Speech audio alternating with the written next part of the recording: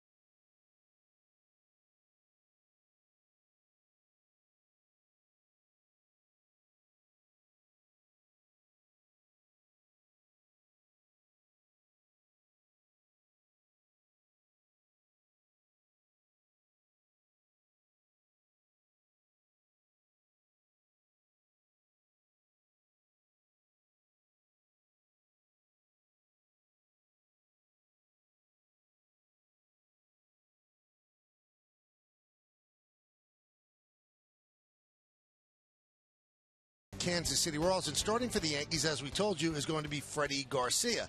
Now, the first 2 times out for Freddie Garcia, it was unbelievable. He didn't give up a run. Last 2 times, a little more human. Yeah, I think the last time out for Freddie Garcia is probably what the Yankees would sign up for. A guy who doesn't have overpowering stuff anymore, but he'll find a way to keep you in the ball game. Got in a little trouble in this ball game in the 3rd inning. Brennan Bosch, a base hit to right field. Cabrera comes up. He hits a double down the line. Bosch will score all the way from first. Magglio Ordonez cheats on a fastball. 4 runs against Freddie Garcia in that outing, but really found a way to battle and keep the Yankees in the ball game. One of those starts, he didn't get a lot of run support, but he was able to go deep and do his job. First 2 starts, he didn't allow a run. 1-0, 12 innings, 4 hits, no runs. The last 2, he's 0-2, 12 innings, 17 hits, and 7 runs. So the Yankees wouldn't mind something right in the middle, right there. Tough customers against Freddie Garcia tonight. It's going to be the Kansas City Royals. They can score some runs. In fact, they're tied with the Yankees for the most runs in the American League. Lineups, first pitch, baseball, next, right here on Yes.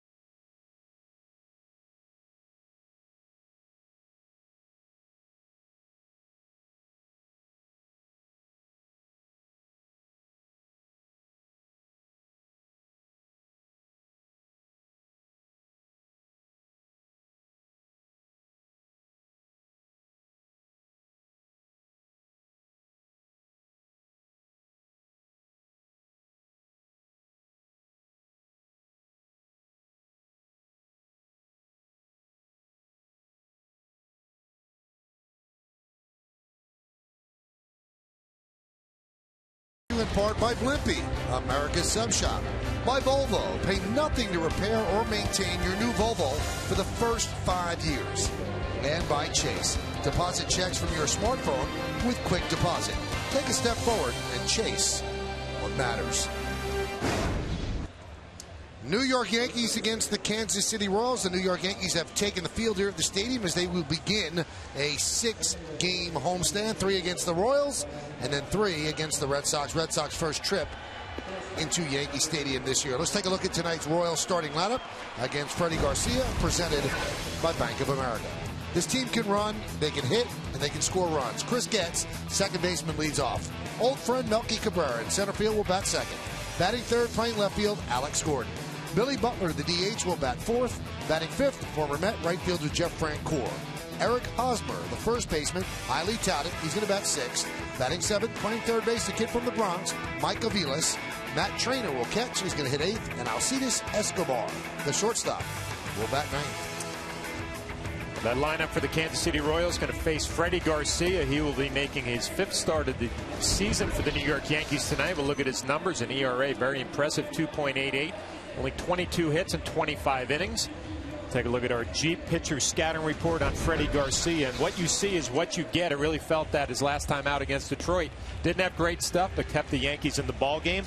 And he's received the royal treatment from Kansas City. They beat him up to an ERA just under 6 in 27 career starts.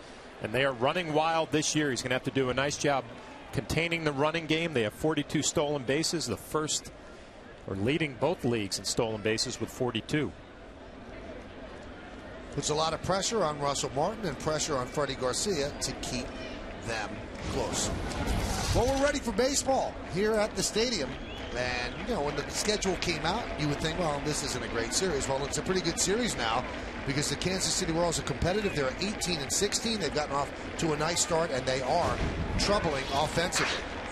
Chris Getz digs in. He's ready. Freddie Garcia is ready. Let's do it here at the stadium. The first pitch is a strike, and we are underway.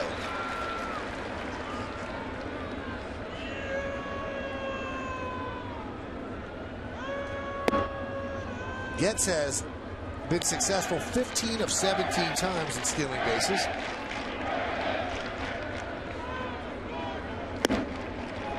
Tap 2-1. Well, we mentioned the stolen bases, but also a team does not hit for a lot of power. And 28 home runs, that's 11th in the league, but a high batting average for Ned Yost. Count 3-1.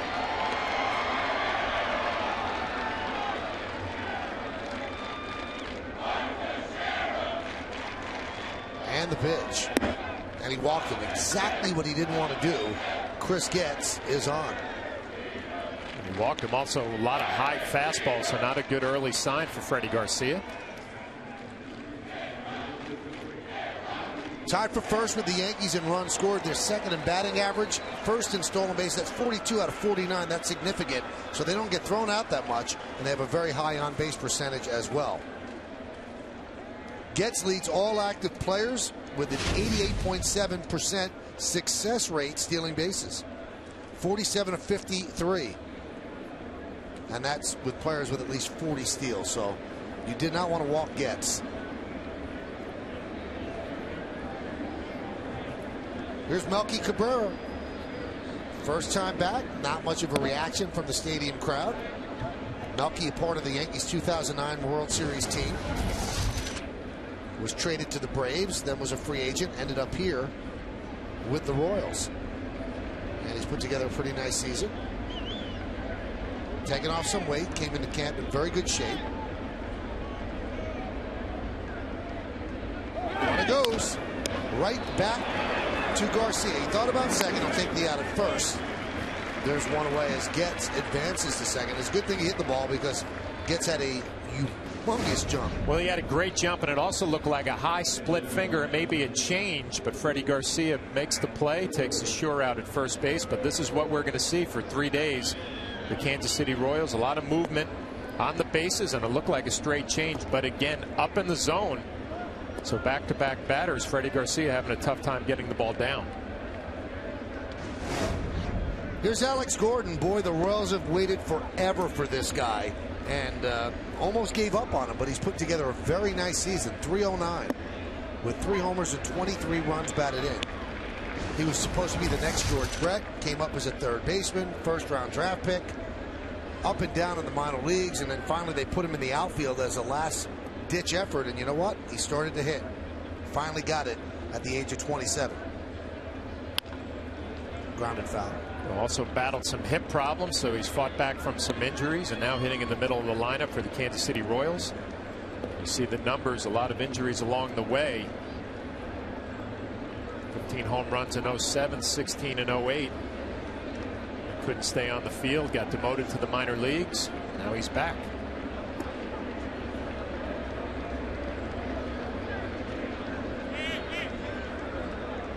The 0-2. Some players, it just takes a long time to click in, and Gordon was enigmatic to the Royals because he worked hard. It wasn't as if he was failing because he wasn't trying, and they saw that glimmer of talent, obviously, to make him a first-round draft pick. But finally starting to manifest itself in good numbers now.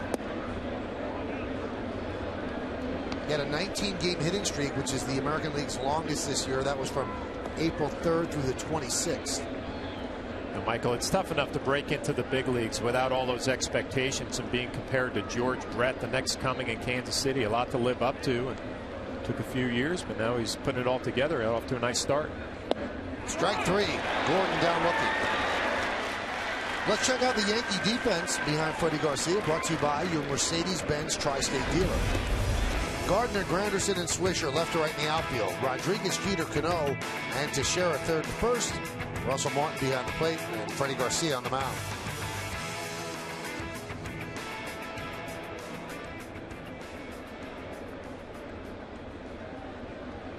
Here's Billy Butler.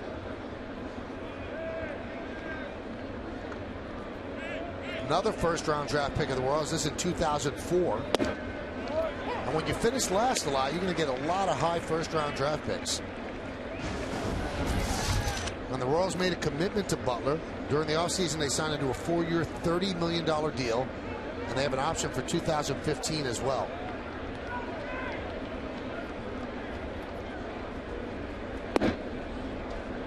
One and one. Let's look at the game time weather presented by Bigelow Tea. 65 degrees, 44% humidity, wind 10 miles per hour. And the forecast is partly cloudy, but it'll be nighttime. You won't see it anyway. Runner goes from second. And it's an easy stolen base. The pitch was outside. So Getz picks up his 16th stolen base of the year. Well, they say when you're going to with 2 outs, you better make sure that you are going to be in there. And Getz picks an easy pitch to run on, split down, had a nice jump. Russell Martin, the smart play, did not have a throw.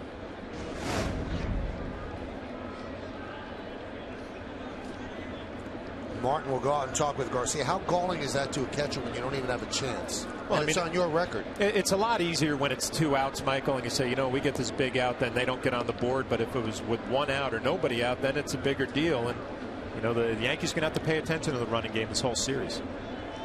IOTV offers incredible HD picture and sound. Get the best in HD free. IOTV is the official HD service provider of Yankees baseball on Yes. Just underway here at the stadium. Runner at third, 2 outs. It's a 2-1 to Butler. It's a breaking ball, strike 2-2. Nice job by Garcia in this inning. We mentioned early on a lot of pitches up in the zone. A nice slider down and away there. They even the count at 2.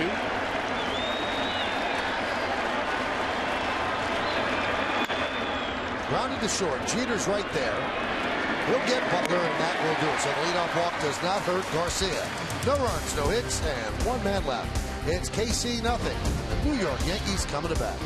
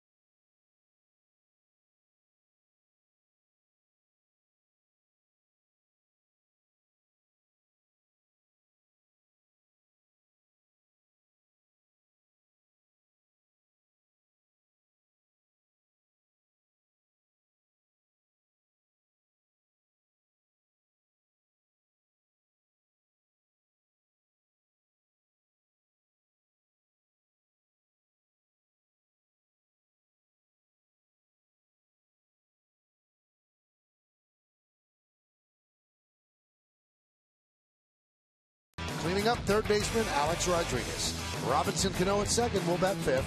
Batting sixth, playing right field, Nick Swisher. Jorge Posada will DH. He'll hit seventh. Batting eighth and catching, Russell Martin. And Brett Gardner, the left fielder, is going to bat ninth.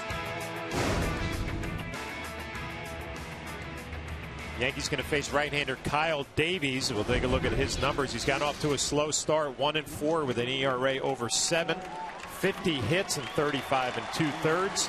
Look at our G pitcher scouting report, and he is better than those numbers. Still has quality stuff, good fastball and a power curveball, but you want to get him early. An ERA of 11.57 in the first inning, 5 out of his last 6 starts.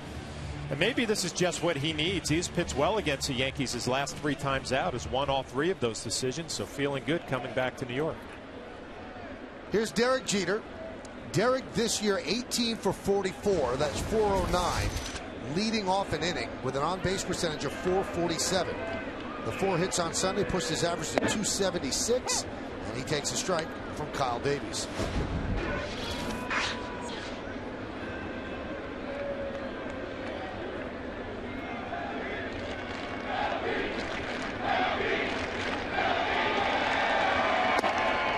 Pitch outside.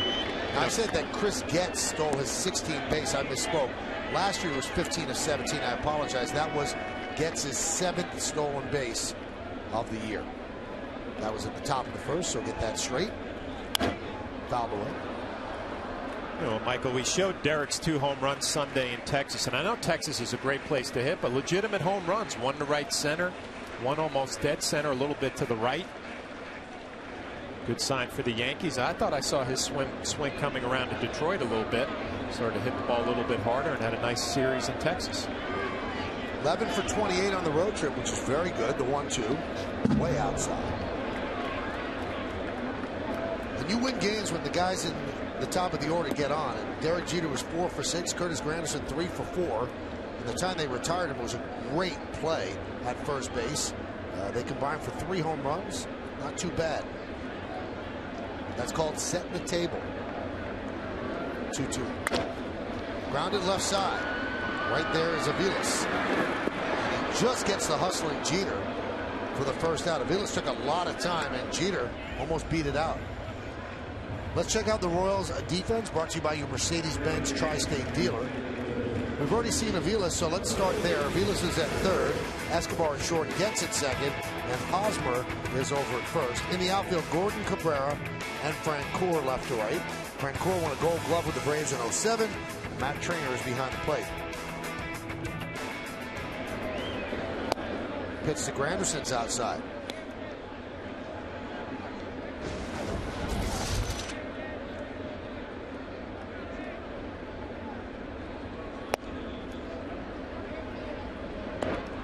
Sinking fastball from Davies there. He'll throw a cut fastball, a curveball, and a changeup. I think he's paying attention in the dugout. Wow, high strike called there by Ed Hickox. 2-0 count, looking for a fastball, and if it's up in the zone, Ed Hickox gives him the call. Gives him that call, 2-2. A little cutter in on the hands. Remember, Davies throwing a little bit harder than he's thrown early on tonight. Swing and a miss. Got him. Granderson down on strikes.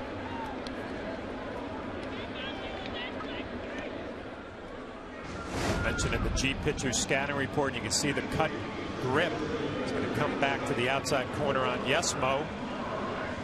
Pitcher scouting report, an ERA over 11 in the first inning, 5 out of his last 6 starts. Already got 2 quick outs.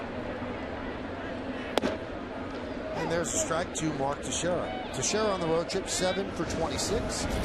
Had a home run, one of the Yankees' 5 home runs on Sunday.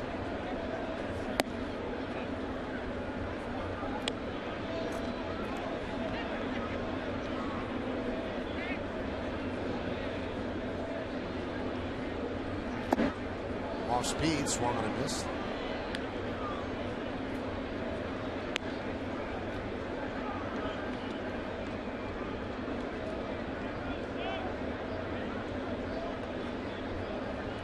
Davies deals. Grounded right side. Hosmer will take it himself, steps on the bag, and that will do it. So Davies works a 1-2-3 first inning. We played one here at the stadium. Yankees and the Royals still looking for a run.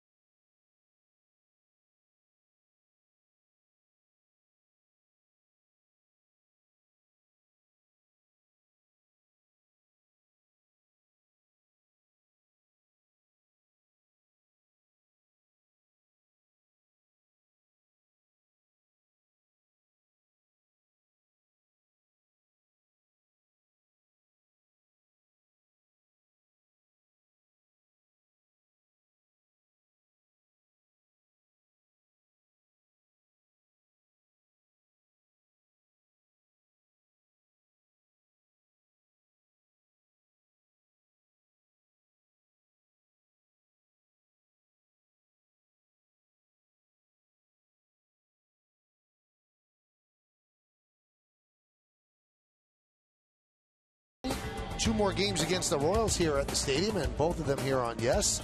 Then a weekend series against the Red Sox. Friday is on Yes. Saturday is a night game on Fox, and then Sunday night game on ESPN. Both of those games, there'll be Yankees extra innings after the games end right here on Yes.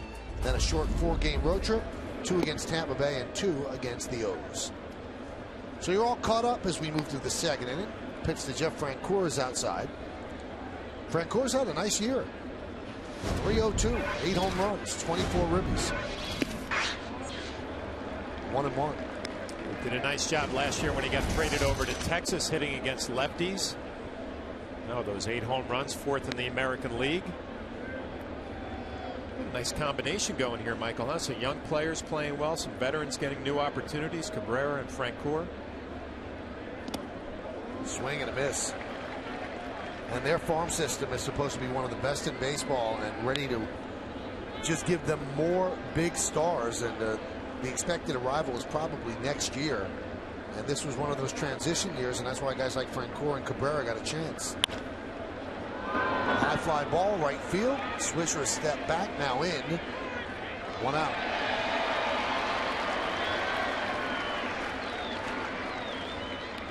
They always put out a top 100 list of prospects in Major League Baseball. Baseball America does. And here's how many Kansas City has. 9 of the top 100 prospects. And that's the first in Baseball America's organizational talent rankings. You know, you like there 18 and 19, a couple of left-handed pitchers. It's probably what this team needs most, a little help in the rotation. Here's that big star that was called up last weekend, and he was number 8 on the list. And he went 3 for 9 in his first series. And when he came up in KC, his first at bat, they gave him a standing ovation.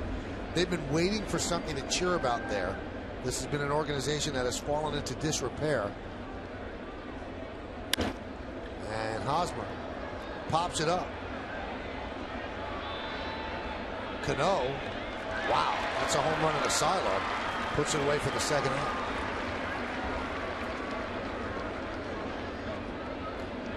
Hosmer was hitting .439 at AAA. That's why he got the call.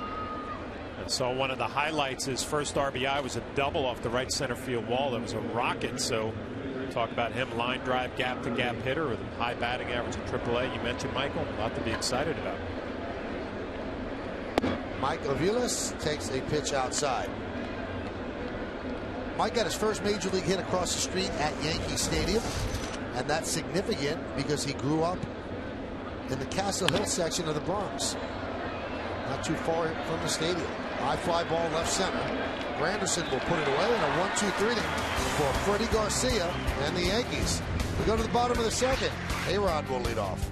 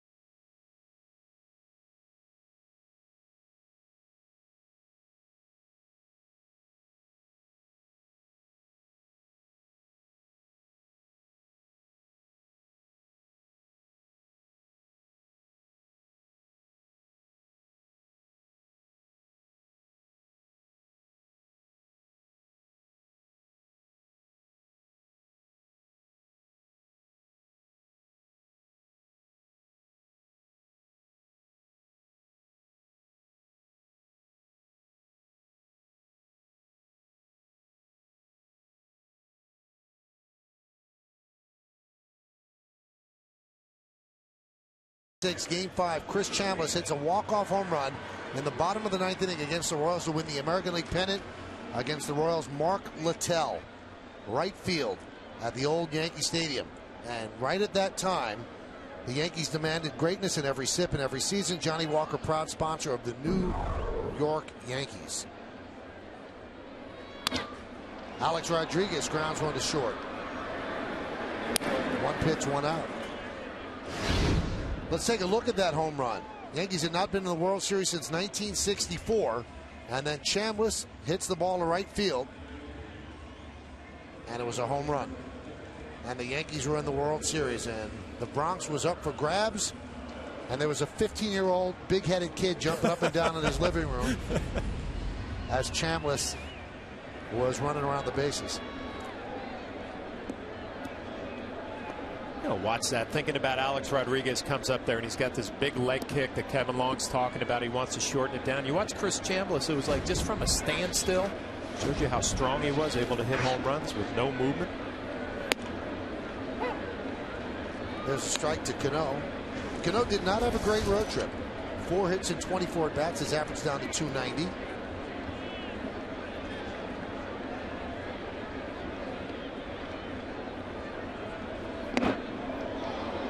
Davies comes inside.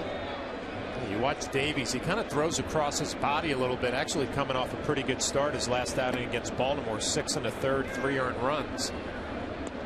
We give the right-handers a little bit tougher time.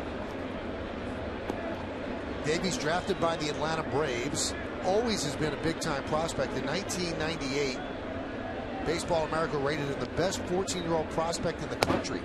And then the next year in 99, he was the top 15-year-old in the country. I don't know how they rate that, John. Well, I don't know where you get it from. You watch Davies here, kind of steps across his body, steps towards the third base dugout, throws across his body, I'm sorry. Popped up left field. Alex Gordon for the second out. Where do you get those stats? 14-year-old, 15-year-old stats? These are stats that I've accumulated over my life, John, and I've committed them to memory. So when Kyle Davies pitches, I can disseminate them to the audience. It's just missed you on that last road trip to Detroit. You were the one.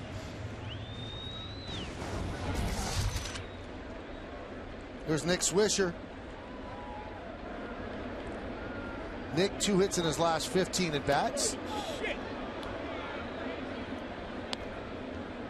Davies' ball moving all over the place. A little cutter inside, a little sinker to Robinson Cano away. High fly ball, deep left center. Gordon is there, and he'll put it away. And Davies has retired all 6 Yankees that he has faced. 7 pitches he got it done in. We go to the third, no score.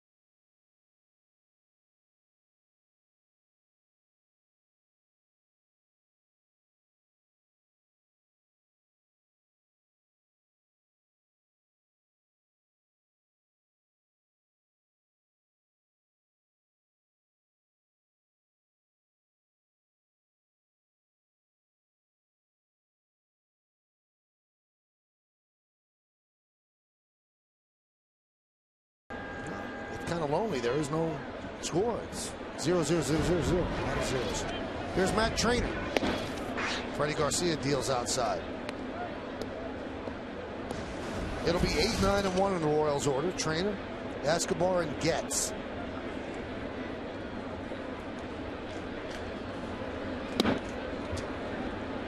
Now, if you take a look at the American League Central, you would think you're reading the newspaper upside down.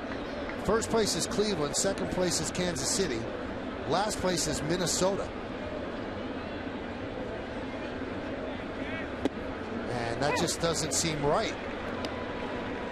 It's not the way people predicted it. The Royals, 18-16, 4.5 behind the surprising Indians.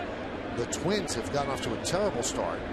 White Sox and the Tigers. So that's the Central. Line drive, a base hit just past Cano. So Trainer picks up a single to right. We've been talking a lot about the Royals. How are they doing it? How are they 18-16? So let's check out the Royals team scouting report brought to you by Volvo. Well, you can see a surprising start for Ned Yost and the Royals, above 500 and very offensive. We mentioned the numbers: high batting average, steal a lot of bases, a lot of runs. Same amount of runs as the Yankees in the American League, and a very promising future, as Michael mentioned, about all the prospects in the minor leagues. Some pitching coming, a big third baseman. Escobar fouls back the fastball.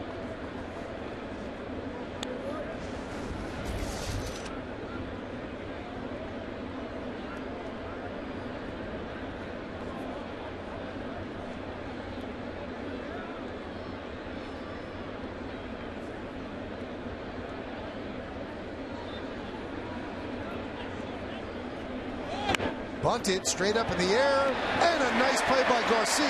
Fires to first, but getting back is Trainer. Garcia's a big man, but moved like a cat.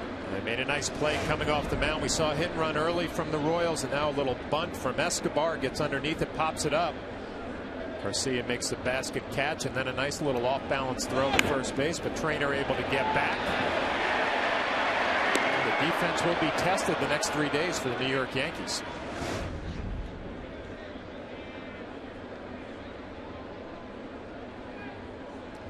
Here's Chris Getz. He walked in the first inning, and the runner goes. Garcia fires to second, and they get Trainer.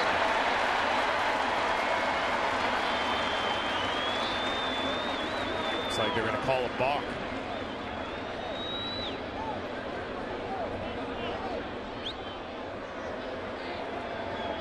Now Garcia doesn't understand. Neither do the Yankees. Joe Girardi's holding his hands out. What? He said he stepped off. Yeah, that's a question. If he steps off, he can fake the throw to first base and then deliver to second.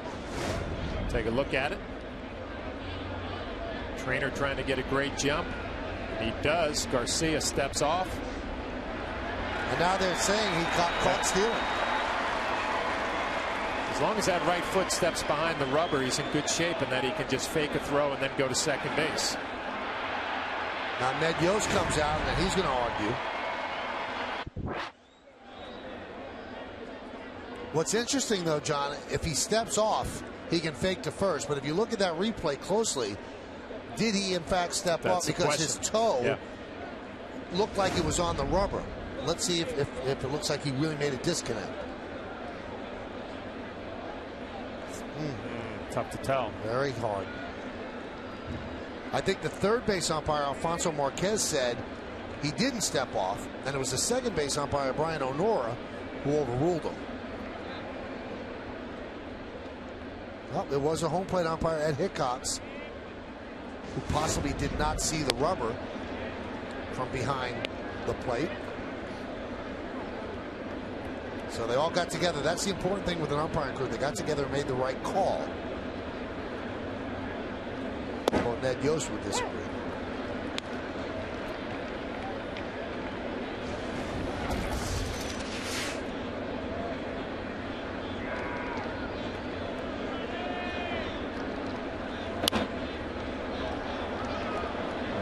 Seen with 2 outs here in the third inning that the Royals are not going to be afraid to send anybody on the base paths. Trainer or catcher does run well.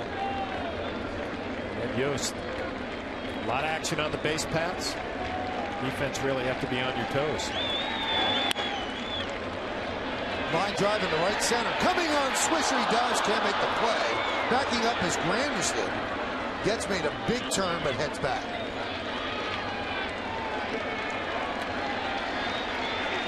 Not a bad play here from Nick Swisher. A nice job by Curtis Granderson backing up. The ball was not hit very hard, so Nick knew if he didn't make the play, it was not going to make it all the way to the gap and possibly the wall. And Granderson doing a nice job backing up, holding Getz to a single.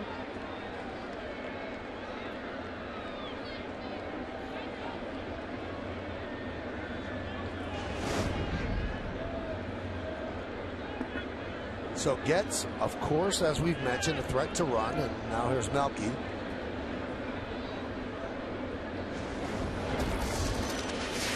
A little surprised Melky not getting a greater ovation, Michael. You know what? He was a member of that team, John, but he was never a high-profile member of the team. I thought there would be more of a reaction than that. I didn't think he'd get a standing O, but there didn't seem to be anything at all. That's his career with the Yankees, and he was part of the Javier Vasquez deal. Player showed a lot of emotion when he was here with the Yankees. A little second life here in Kansas City. Rededicating himself in the offseason. Gotten off to a nice start. Kind of odd to see him with a beard. Kim Jones said in the pregame show, though, he looks leaner. So he's in great shape, going with the beard, a little different look, and a lot of love around the batting cage. He and Cano very, very close.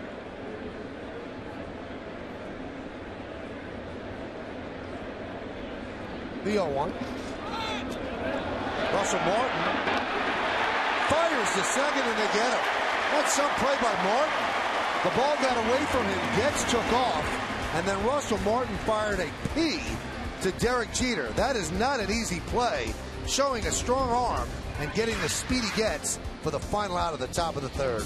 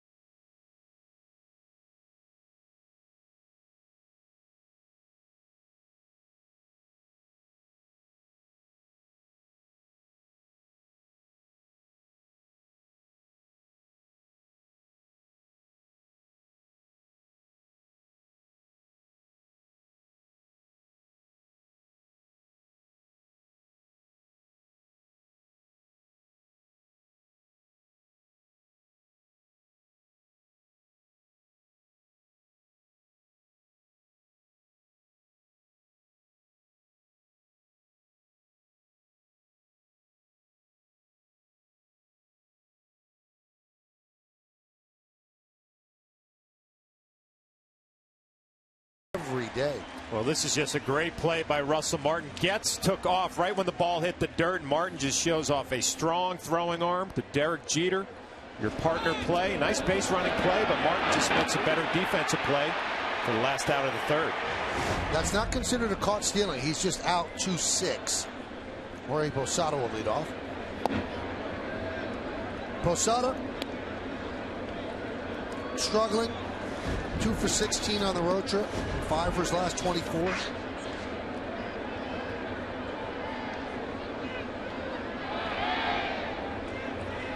Strange thing about Jorge, and John and I were talking about this off the air, and a lot of the Yankees felt the same thing. He was right there in Detroit. He was swinging the bat well. He had 3 balls to the warning track in center field that would have been home runs here. But then the results were in there, got frustrated, and again did not look that good in Texas. Yeah, talking to Jorge today, he said he feels good about his swing. I thought in Detroit, he's going to get hot. Go to Texas, which is always a great place to hit. Again, you see Davies working that fastball inside, and it just misses Posada. Doing a good job moving the Yankees' feet in the batter's box. As you call it, effectively wild. You know what Jorge told me today? He said, you know what, the first at bat of the game is so critical for him, because if it doesn't go well, you almost start thinking, here we go again. High fly ball, deep center. Cabrera has room, and will put it away for the first out. And I think that's part of the issue with him being a DH, because now he's going to go back and think about it. Here we go again. And if you're catching, obviously you put the gear. You think about your at bat for a little bit, but then you put the gear on and you think about who's coming up for the Royals and how my pitcher is going to get them out. Now you have half hour, 45 minutes maybe between at bats. Think about what you did. Worked underneath the ball a little bit. Had a pretty good pitch to hit too. Russell Martin grounds one right back to Davies, who flips to Hosmer for the second out. Tell you what, Davies working fast too. He's getting the ball and firing it up at the plate.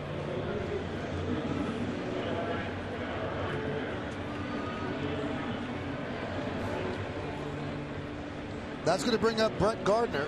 Gardner 7 for 20 on the road trip. 13 for his last 29. The average creeping back up to respectability. 233, 3 homers and 8 runs batted in.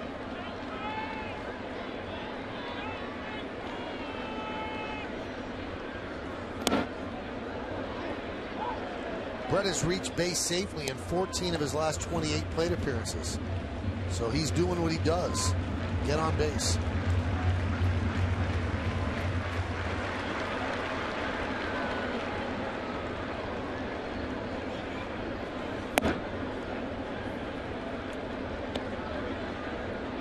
Count 2-0. Davies 42 and 56 with a 5.49 ERA in his career. Trying to put together his second straight solid start.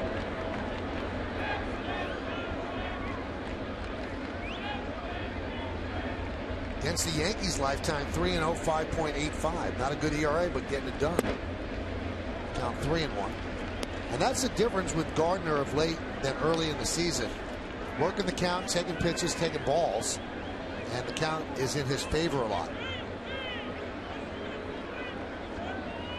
3-1. That one is driven into right center field. That's going to be trouble. It splits the outfielders. It goes to the wall. Gardner is off to the races. Round second. He's going to go to third. He's in there with a stand-up triple. Third base, Robbie Thompson gives him a little love over there. Brett Gardner, nice job getting a straight fastball. He watched Davies for 3 innings. Everything has been moving, and Brett Gardner gets pretty much the straightest fastball he's thrown early on in this ball game, and he does not miss it, drilling it to the gap in right center field. Francour's not going to be able to make the play. Melky Cabrera comes up with it, but a stand-up triple with 2 outs for Brett Gardner. Once it's in the gap, it's an easy double. Kicks it into another gear. It'll be an easy triple for Brett Gardner. Yankees first base hit. First base runner here is Derek Jeter. Derek grounded out to third. That was in the first. An RBI opportunity for the captain. Missed outside, does Davies. From that big curveball, and that was the pitch he got the ground ball to third base on Derek Jeter's first at bat. Mentioned how he kind of steps towards the third base dugout. Be tough for a right-handed hitter to pick up that breaking ball. Foul back. Kind of an awkward swing there from Derek Jeter. Looked like an 84 mile an hour. I don't know if that's a changeup or a BP sinker. Took something off that good fastball, and Derek was way out in front. Way out in front. It'd be either a hard changeup or a kind of batting practice fastball where you don't really give the hitter a good fastball. You want him to get himself out. Derek was 6 for 11 in the final 2 games of the Texas series. And that was the first time he had 6 hits over a 2-game span since August of 2009, when he had 3 straight 3-hit games on a West Coast trip. And that's what he's done against Davies. 2-1. 3-1. Second straight batter, 3-1. And Granderson's on deck. Yeah, Brett Gardner got a straight fastball. That's a problem with Davies early on. It looks like everything he's throwing either cutting away or in. Really got to be disciplined here to get a good pitch to hit. Don't help him out in the hitter's count.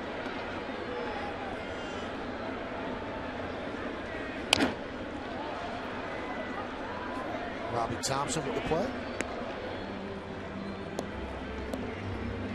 Seeks a Yankee fan. And they give it to the little guy. Natalie dressed in the Argyle sweater and now himself a ball.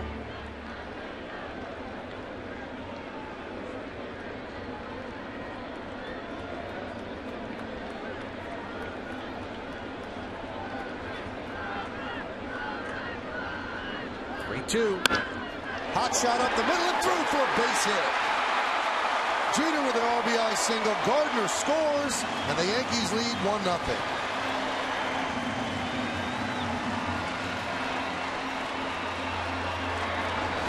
Well, nice job by Derek Jeter getting the 2-out hit, but more impressive getting on top of that fastball from Davies. Able to cover it with his top hand to drive it right back up the middle on Yes Mo. It's out of the reach of Escobar. Big 2-out base hit gets the Yankees on the board. Hit number 2,961, 39 away from 3,000. And Granderson takes a strike. Granderson with 11 home runs, tied with former Yankee Alfonso Soriano for the Major League lead.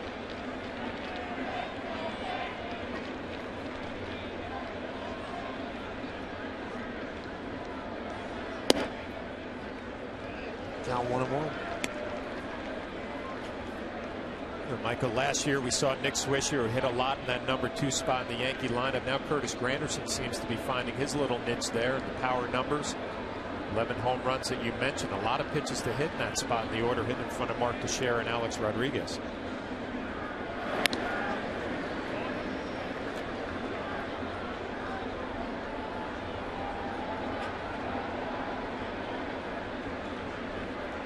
Seven for 22 against Davies, 2 of them home runs.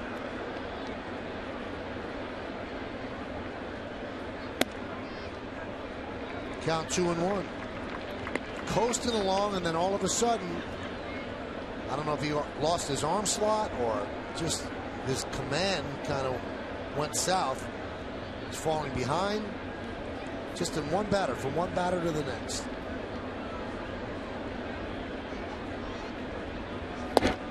Off speed, 2-2. Talking to John Gibbons, the bench coach of the Royals, about Davies today and why the numbers were so high. He has trouble in the first inning, but he also can't stay away from that big inning. Obviously here with 2 outs, giving up a base hit. You get Granderson, you limit the damage.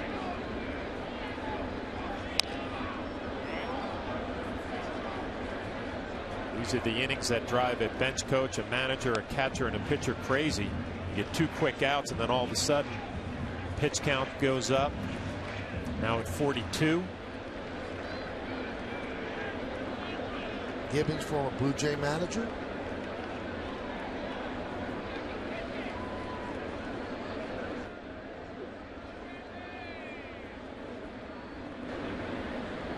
The 2-2. Foul ball.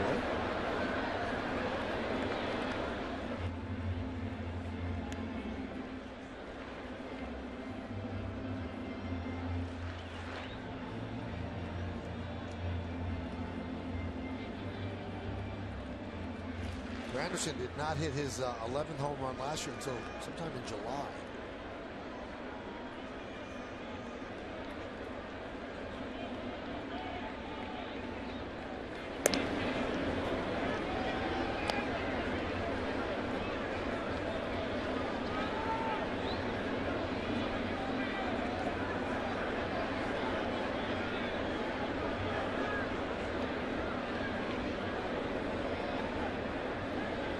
Goes. Swung and missed.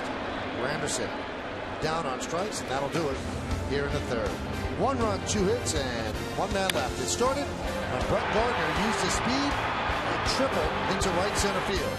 And then the captain got on top of a high fastball for an RBI single.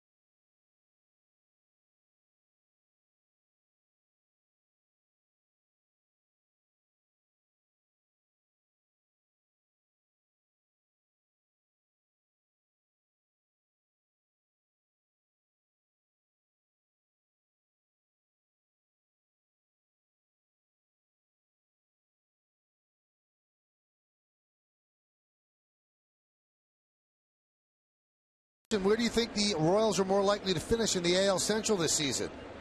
First or last? You can text us at 58772. Standard text messaging rates apply. We don't give you an in-between. Yeah, wow. Where are they most likely to finish? We'll find out later. Now, Melky Cabrera did not get a huge ovation from the stadium crowd in general, but he did get the honor of a roll call from the bleacher creatures. So they remembered.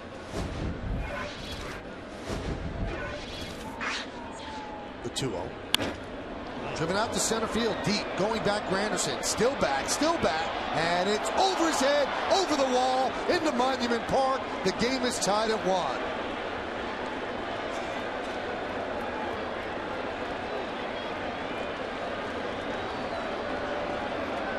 It'll feel pretty good for Melky Cabrera. He's got a nice rooting section. Again, Freddie Garcia, who's elevated some pitches early in the ball game, made a nice adjustment in the third, but gets behind to Melky Cabrera. 2-0. Fastball up, out over the plate. And that's impressive going dead central here at Yankee Stadium.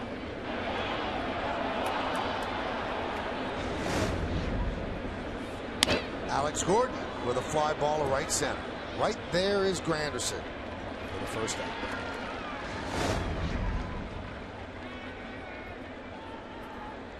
Yelling at his buddy Robinson Cano. Read lips, Michael? No. Spanish? He's not even in English. See the location of that fastball, and Freddie Garcia, who's pitched well this year, he can't live up in the zone behind in the count, throw fastballs there, and Melky made him pay. Pitch to Butler is the strike. Billy Butler is a doubles machine. Last 2 seasons leads all major league players with 96 doubles. Melky went double that with a home run, 4 bases. Line drive right at Cano. Hit the ball hard. 2 outs.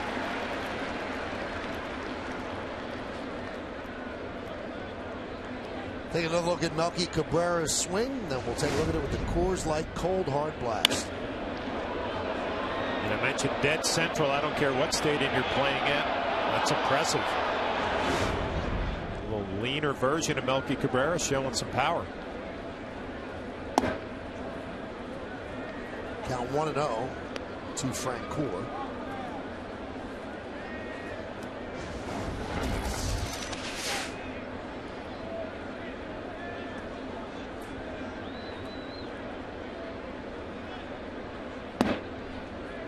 Count 2-0. Well, Michael, thinking about that trivia question in the American League Central, Minnesota Twins, you wonder if they're going to be able to get themselves going. Just got off to a terrible start. Morneau can't get right. Joe Mauer can't get healthy. It's unbelievable. And they lost their shortstop. And they gave up on KCA.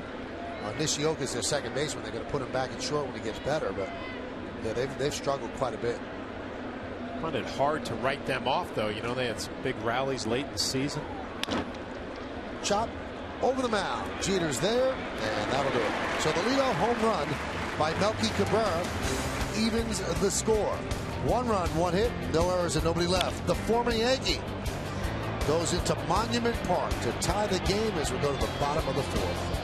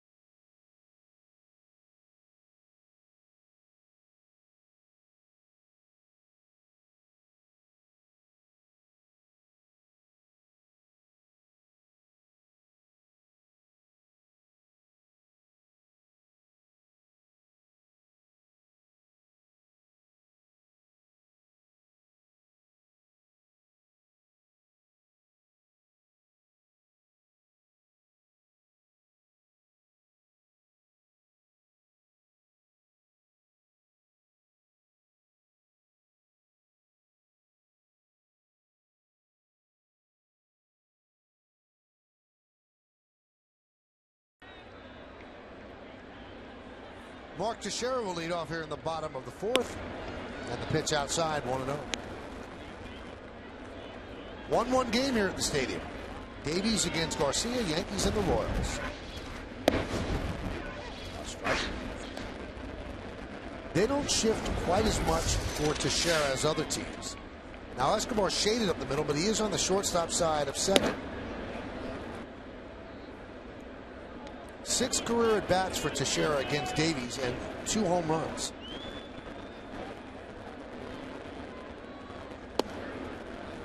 Two and two.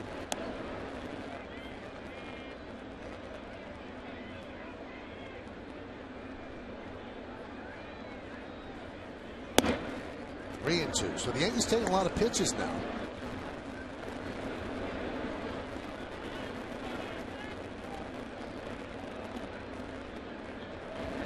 Pitch. Line drive, right field, a base hit. So a single for Teixeira to open up the 4th inning. Why don't we take a look at the New York State Smokers Quit Line Quiz? Freddie Garcia, Yankee starter, finished second in the '99 American League Rookie of the Year voting. The question is, who finished first? 1999.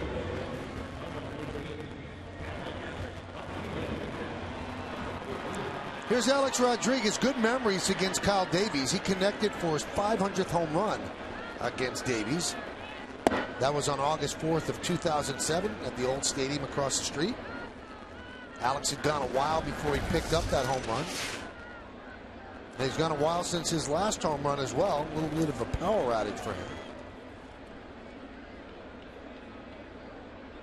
Kevin Long was talking a lot about that exaggerated leg kick. Actually felt good about Alex and his at-bat Sunday. Talking to Kevin behind the cage today, said he feels like he's pretty good shape with his swings. 1 for 4 in Sunday's game. Good hitters count here, 2-0.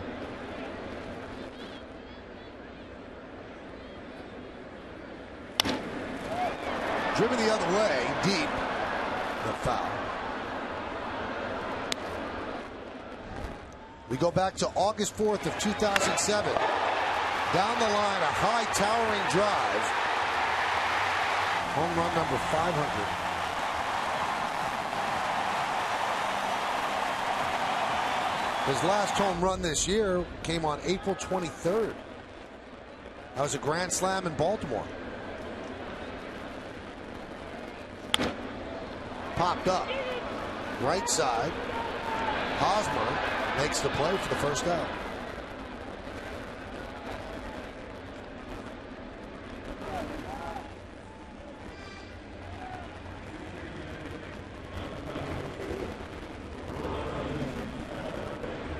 Just think back to Alex Rodriguez in his spring training. He was locked in from day one in spring training, from the first at bat. Now he's hitting a little skid, having a tough time getting out of it. It'd be frustrating when you know what the problem is and you can't take it into a game. Now here's Cano. Obviously his friend has shown him a little something with a home run. Let's see if Robinson answers back for Melky's home run.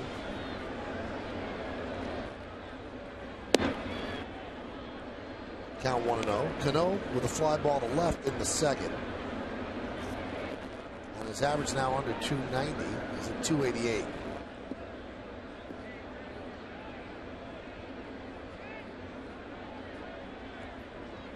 He's had a home run in 5 of his last 9 games here at Yankee Stadium. That one right in on the hands. And foul back.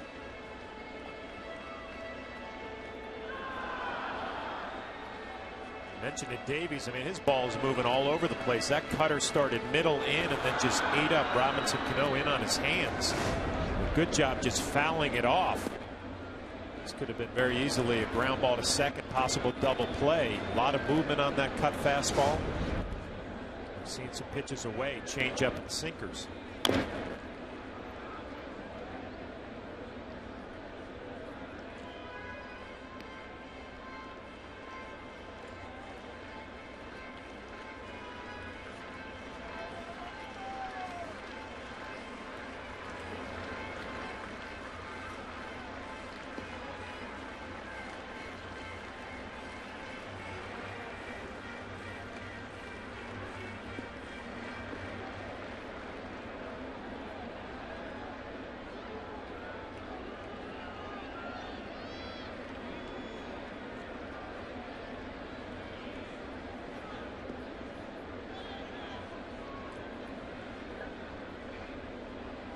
One game. 1-3-0 each line. Bottom of the 4th. And the 1-2. Foul back. So used to seeing Robinson Cano when he finishes his swing, he's so balanced, and now it looks like he's on his heels a little bit, then he's out front just a little bit. Good look from the side here, goes down to finish that swing, but the balance not quite there like we saw early on this year. A lot of the reason for that moving fastball down and away.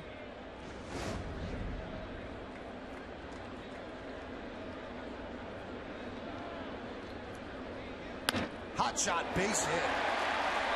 Went down and got that one as Teixeira will stop at second. Strong arm Francoeur throws behind him, so a single for Cano. Good call, Michael. Back to back with that off balance swing, but he goes down to get this curveball and just rifles it into right field. Again, off balance a little bit, but Robinson will take it.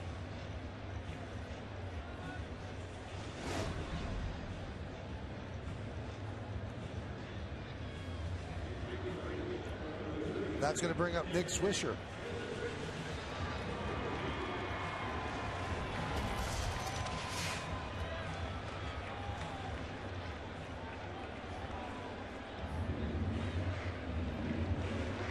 We keep mentioning Kevin Long working with this guy or that guy, and I think it bears noting that Kevin has a new book out called Cage Rat, and yesterday was the book party. And John knows this, even if you're in the broadcasting industry, not just that he was a player, off days are precious. There are 18 off days built into a Major League Baseball schedule, and a lot of them are spent traveling, so there's not legitimate real off days. Yesterday was an off day, and I can't tell you the players that weren't there at the party yesterday. Derek Jeter showed up. I'm not going to go through a roll call, but it shows the respect that Kevin Long has in that clubhouse, that to a man, even pitcher CC Sabathia was there to show up and honor him on his book party. I thought that was a neat deal. Yeah, it's nice to hear, and Kevin was talking about it today. He was kind of overwhelmed by the support, and hopefully the book will do well. And it's a nice story about his career, player, coach. You mentioned it, Mike, a lot of respect in that clubhouse.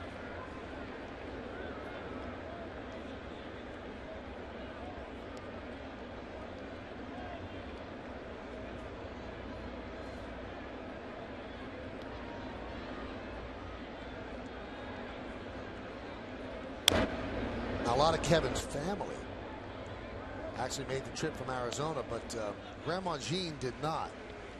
She's 92 years old. She watches every single game. So your grandson Kevin says hello to the new author and the Yankee batting coach. And we say hello too, Grandma Jean. Heard a lot about Grandma Jean. But Kevin mentioning that to me last year. She watches every game. Sure, she was happy with Sunday's game in Texas. 12 runs, Yankee victory.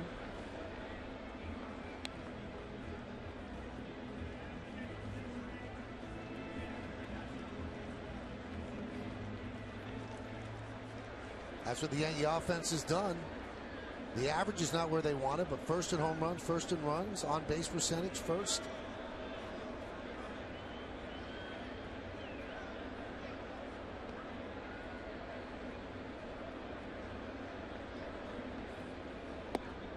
Just missed.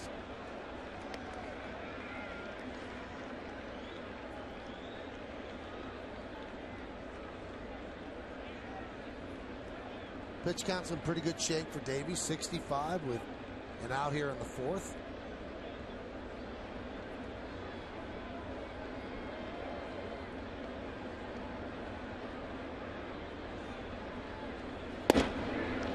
Count 3-2. We've got Teixeira at second and Cano at first. Posada is on deck.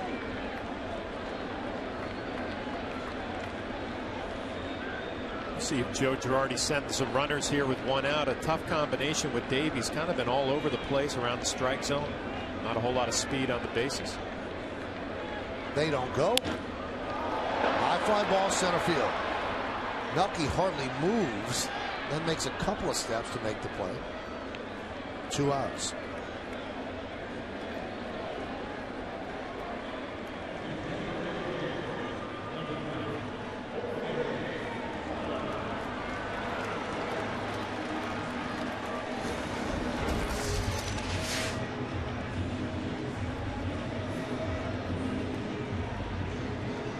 A lot of the Yankee runs, or a high percentage of their runs, have come via the home run. Joe Girardi was asked about it, that that's been a criticism of the Yankees, that it could come back and haunt them. He said, I don't understand that. He said, if you get runs, who cares how you got them? He said, we're leading the American League in home runs. I don't care if we get them with home runs or not. I mean, there are things you could worry about with that, because I don't know if you hit that many home runs, John, against top quality pitching. Well, I think the concern would be if you had 1 through 9 in the lineup that was going up there trying to hit home runs, maybe over swinging a little bit, getting themselves out. And I think that's what Joe Girardi and Kevin Long were talking about there. The approach isn't to hit home runs. The approach is up the middle, and if the home runs come, then that's fine. A lot of powerful hitters in the lineup. It's going to happen. But it's very rare, wouldn't you say, John, that you hit a good pitch for a home run? I mean, a good pitch is usually kept in the ballpark. You see the Yankees with 54, by far the most in the majors, and Posada has 6 of those. Well, I think what the Yankees are better than most clubs right here, getting themselves into fastball counts 2-0. And you know it, Davey throws a little changeup 2-0 to Jorge Posada, and a nice take, actually shaking his head. An acknowledgement, pretty good pitch. But if you're a major league hitter with a powerful swing and you work yourself into some fastball counts, you're going to hit some home runs. Yankees patient enough as an offense early in the count, and then they'll make you pay if they get ahead. Posada with a fly ball to center. That was in the 3rd.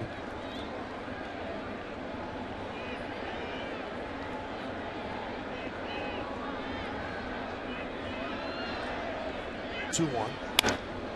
Driven out to left field, deep. Going back, Gordon. He has room, though. And in front of the track, he'll put it away for the final out of the 4th. No runs, 2 hits, and 2 men are left. We played 4 at the stadium. It's a 1-1 game on Yes.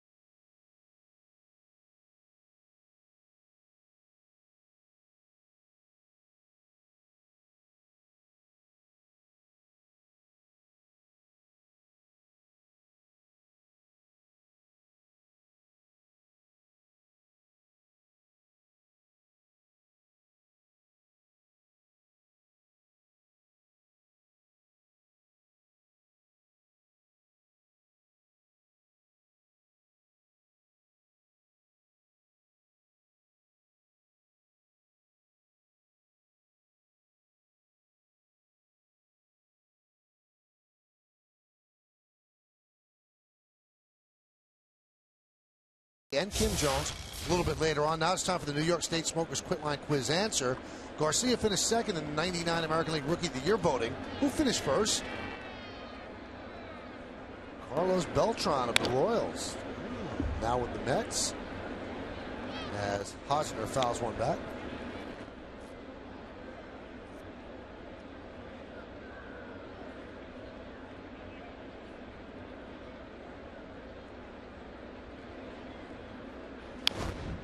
Rounded foul.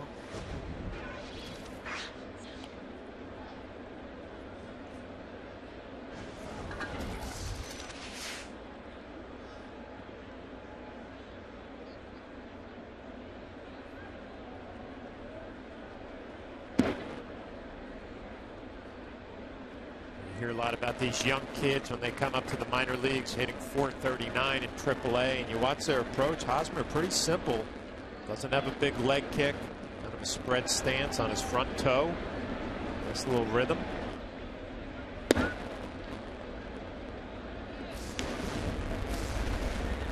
Born in South Miami, Florida. 3rd overall pick in the 08 draft. 8th best prospect in baseball by Baseball America. You see what he did at AAA Omaha. .439, 3 home runs. But he strikes out for the 1st out of the 5th. And born in 1989. It's depressing, isn't it? Very much so. 3 home runs, so maybe a gap hitter swings a little split finger fastball down in the dirt. It's been a big pitch for Freddie Garcia early in the season. A big strikeout pitch. 1989. I was out of college by 7 years in '89. I just started my minor league career. Didn't know what was ahead of me, working with Michael Kay in the booth. All good stuff.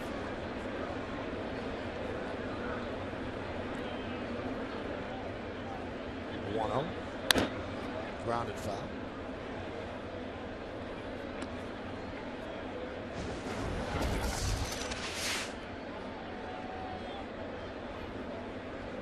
Mike Aviles went to Concordia College, about 15 minutes away from Yankee Stadium. Produced some pretty good players, Concordia College. Who else you got? John Doherty, right-handed starting pitcher for the Detroit Tigers. Sinker baller, I think won 13 games one year. Scotty Leyes. On the world champion Twins. Very nice career. Yeah. Platooned with Mike Pagliarulo one year.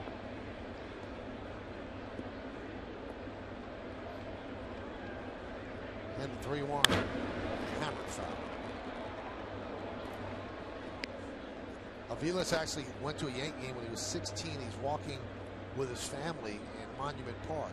And during batting practice, he gets a foul. He gets a home run. Somebody hits out there. And it was a guy from the Kansas City Royals. Yankees playing the Royals that day. Line drive over the head of Jeter and into left field for a base hit.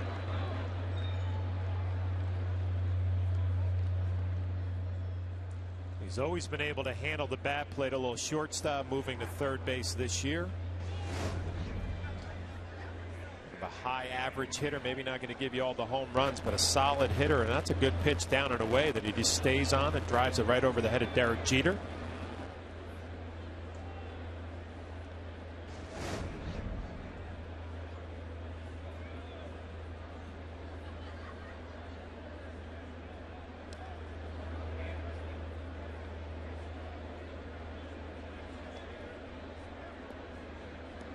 One game, top of the fifth at the stadium. Nice night.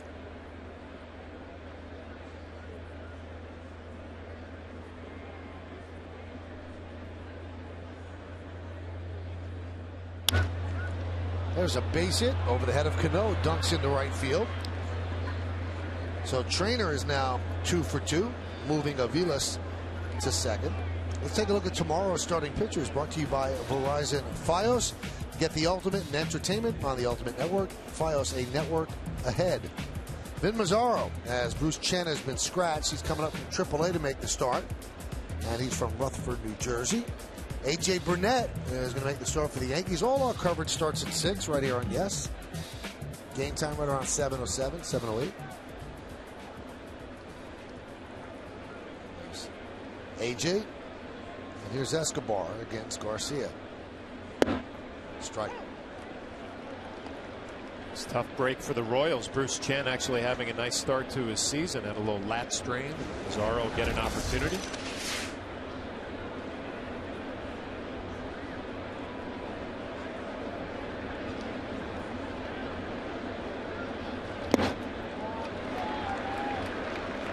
Nice off-speed pitch. Count 0-2.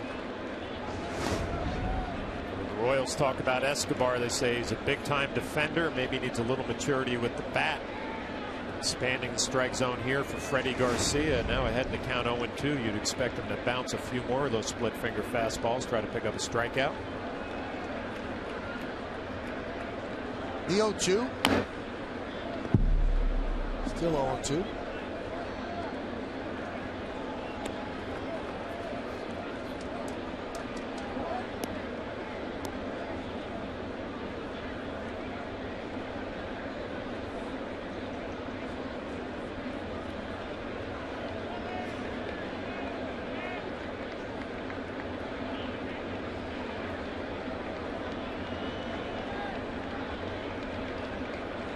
See Russell Martin going through some signs with the infielders, letting them know where he's going to throw the baseball. If Aviles or Trainer tries to steal a bag, could throw to third, could throw to second.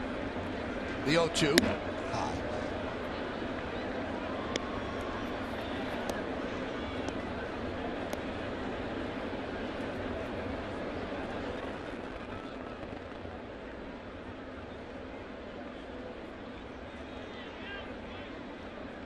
Russell Martin going with the lime nail polish today.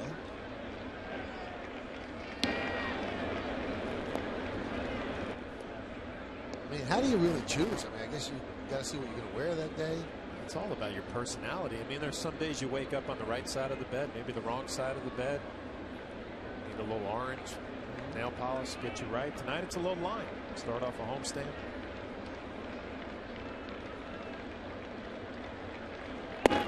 Breaking ball, strike 3 outside corner. Escobar down looking. Third strikeout for Garcia.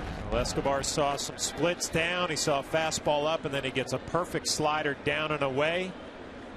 And Hickox makes the call. Perfect location. You get a good look on Yesmo. Tough to do anything with that pitch.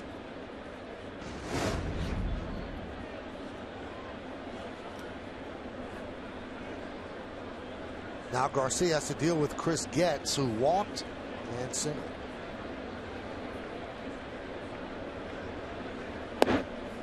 Strike. Boy, Aviles is getting a huge secondary lead off second base. You know, Michael, I was just sitting here thinking the same thing, that, you know, usually with 2 outs, first and second, you really don't even have to pay attention to the running game. And Aviles is all over the place at second base. It looks like even if the runners aren't taking off, they're thinking about getting a good jump.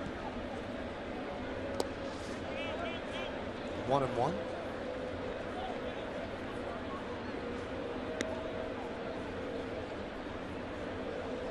Challenge for a catcher, Russell Martin, coming into this series. It's like facing Tampa Bay when you know they're going to be aggressive on the base paths. You know you have to be on top of your game.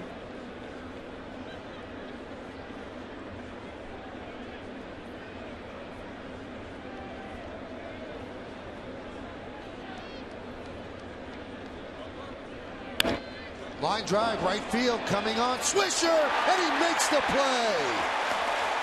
Nick Swisher with the dive. Boy, if that got past him, it would have been 2 runs, and Getz would have been up third, and maybe try for an inside the Parker. But the rally foiled, and Garcia likes it.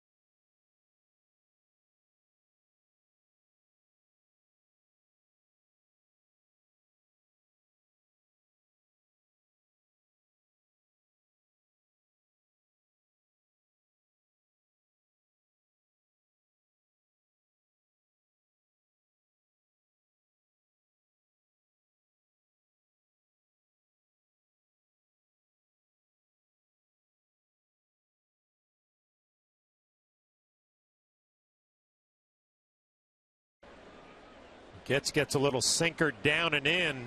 Nick Swisher gets a great jump. Good look at it on the super shot there. Saved a couple of runs. Russell Martin skies one the other way, and it's a foul ball. So Martin will lead off against Kyle Davies. Yankees and the Royals are tied at 1.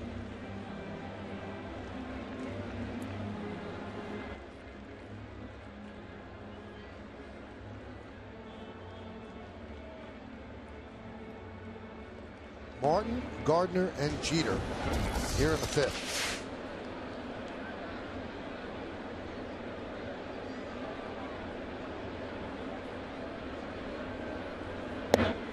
Breaking ball, 1-1.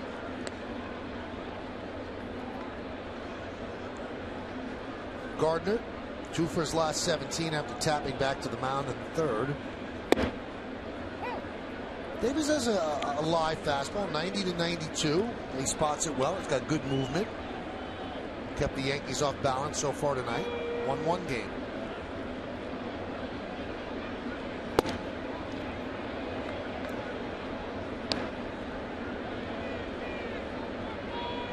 Tom Flaherty on our pitcher scattering report said that Davies' skills do not match the numbers he had put up. And there he strikes out Russell Martin for the first out. The thing you like about him, when nobody's on base, he's always in a great rhythm. Gets a sign and delivers the baseball. Really attacks the zone. Kind of slows down when you get some runners on. I'm sure that's a game plan now for the Yankees. Second time and possible third time through. Great ball to strike ratio, 44 to 31. Here's Gardner. Gardner tripled to right center in the 3rd and then scored on Derek Jeter's 2-out single. That's the Yankees' only run. And he shows a bunt, takes a strike.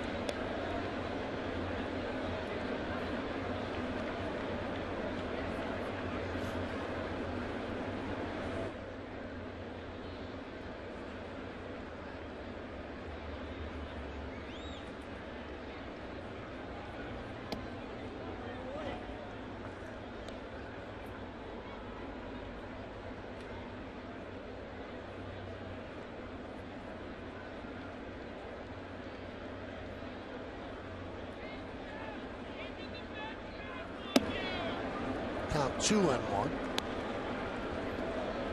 Gardner 8 hits in his last 21 at bats and 14 for his last 30. Just like his first at bat and a good count to hit here, 2-1. I believe Davies, knowing his speed, will come right at him. It's really changed Brett's season around, getting into some better counts. He was real patient early on. And just as he did in the 3rd inning, works the count to 3-1.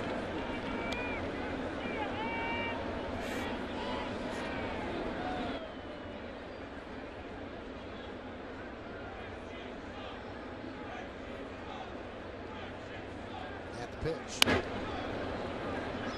Not much he could do with that other than grounded foul. Boring right in on the hands. It's a little adjustment there because that first at bat when Brett had the triple, he got a straight fastball 3-1. He does not get that here. Is that cutter really bearing in on his hands? You're right, Michael. All he could do was pull it foul.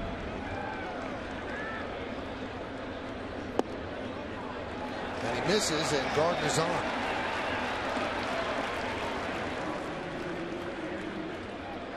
See this guy right here?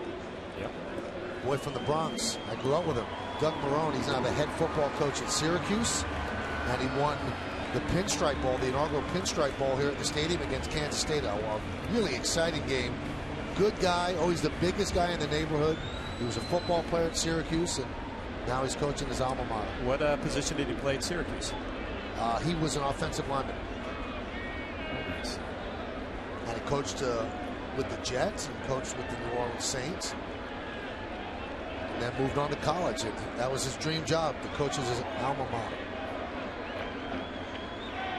Went to Lehman High School in the Bronx. Good guy. All right, here's a question. I mean, there's a lot made of catchers always, or a lot of catchers being major league managers. Would there would be one position on a football player that would turn into a head coach? Obviously, he was an offensive lineman.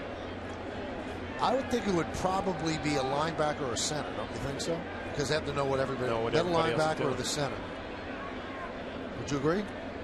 They got to know everybody's assignment. Yeah, not knowing much about it. Usually when I don't know something, I go to you because you always have the answer. I don't know if I have the answer this time. Rex Ryan was a lineman. Saw Rex Ryan yesterday. Pinstripe Bowl golf tournament. Yeah, how did he do? How did Rex do? Yeah. I don't know how he did. Derek Jeter's done well. Base hit right there, his second of the night.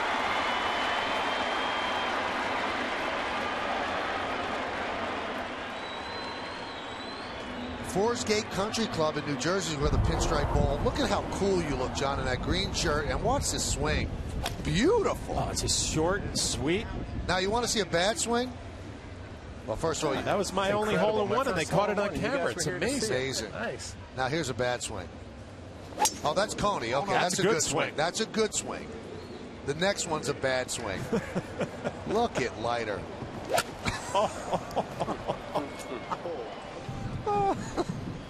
Yeah, he's got the guns, though. Oh, boy. Okay, and now I'm going to tell you something. You're going to be very, very disappointed with me, Michael. All right. Brett Gardner takes that curveball down and in. Now at Forest Gate, there were two different golf courses, two 18s. Right. So Al Leiter comes driving by and he says, I'm going to hole number 7. And I said, well, that's exactly where I have to go. There was 7A and 7B. I followed him all the way out to the Palmer course number 7. He was on the wrong golf course. Had to go all the way back to the clubhouse to the next golf course, the hole number 7. And I followed him. Why would I follow him? That one's driven deep to center field at the bat of Granderson. Melky's there. He'll make the catch. Tagging is Gardner. He'll make it to third easily. That story doesn't shock me. I was just more disappointed in myself, and then I ended up at the right hole, thank goodness. But I followed Al Leiter thinking he was going to lead me in the right direction. Why would I ever think that? That's a question for the ages. I mean, I'm not a golfer, but I know a good swing when I see one. And Al's was kind of Charles Barkley-esque. Well, there's a reality show for us. Get Al Leiter with Hank Haney. Yeah. Can Hank fix him? I don't know. Here's Teixeira, first and third, 2 outs. Popped up and out of play. You know, though, in all seriousness, Michael, that golf tournament was first class. I mean, they had a great turnout and a couple of really nice courses at Forest Gate. And sure raised a lot of money. It was a great day.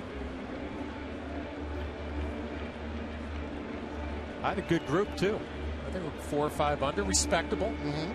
Not like your partner from the Bronx came up here and said he was about 9 under. 9 under, yeah. It's impressive.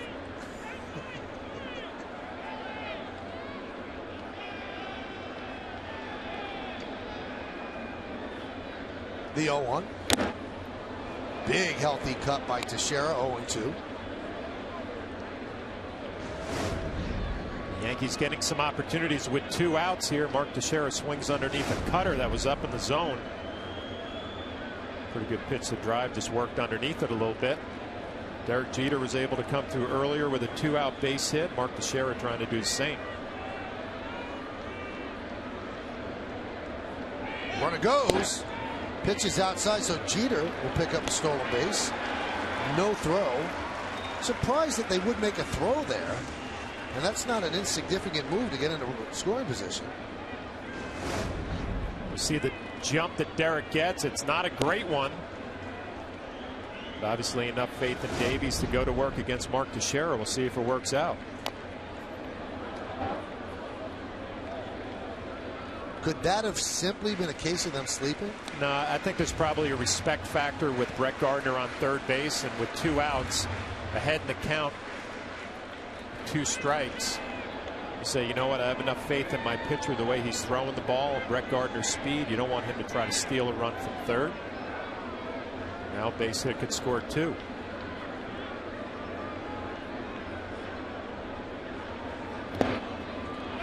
That one gets away from Trainer, but Gardner stays put. Boy, Davies hustled over. Yeah, that's a heads-up play. That's a play from Davies right there. Trainer didn't look like he had a good read on where it was going. He knew he blocked it. He just didn't know where it was.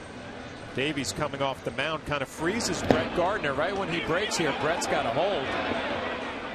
This heads-up play. And if you saw Mark Teixeira there, he kind of waved him in. He was waving Gardner in. But Gardner stayed put. Teixeira has certainly picked up runners in scoring position this year at a nice clip. 316. Let's see if he betters that. He's not going to get a chance as he gets clipped. And he will take first base, and the Yankees have the bases loaded.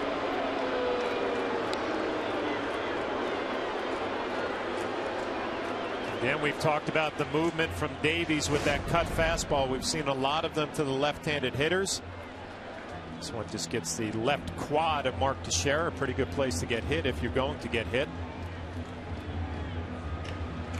Big opportunity for Alex Rodriguez. Been struggling a little bit lately. 0 for 2 in this ball game. Bob McClure, the pitching coach, is going to come out and talk.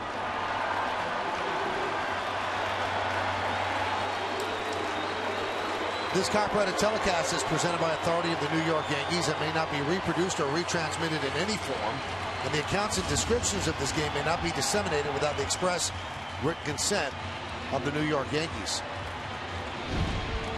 Alex Rodriguez has a grand slam this year. That's his last home run. Home run number 5 at Camden Yards, late April. And his 22nd of his career. He sits one behind the Iron Horse Lou Gehrig for the most all-time in Major League history.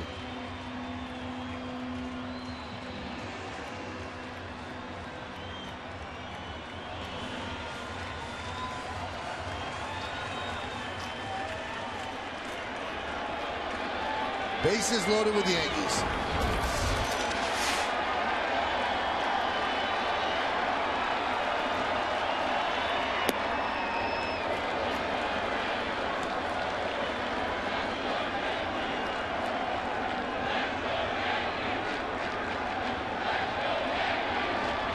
Game knotted at 1. Each team with 5 hits. Count 2-0. Well, it doesn't get much better than this if you're Alex Rodriguez. Bases loaded, heading to count 2-0, and really good numbers against Davies. 5 for 12 with a home run. Pick out one side of the plate, in or out, commit to your swing.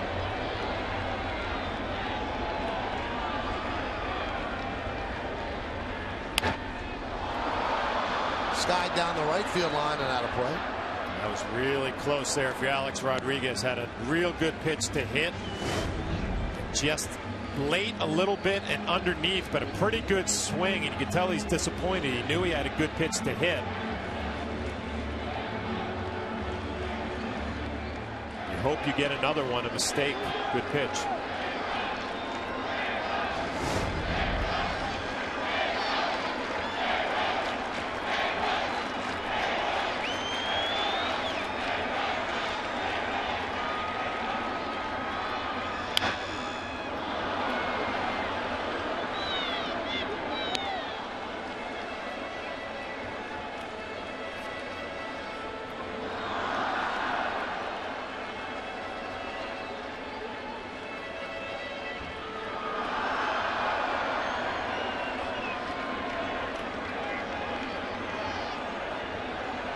Two balls, 2 strikes, 2 outs. Bases loaded.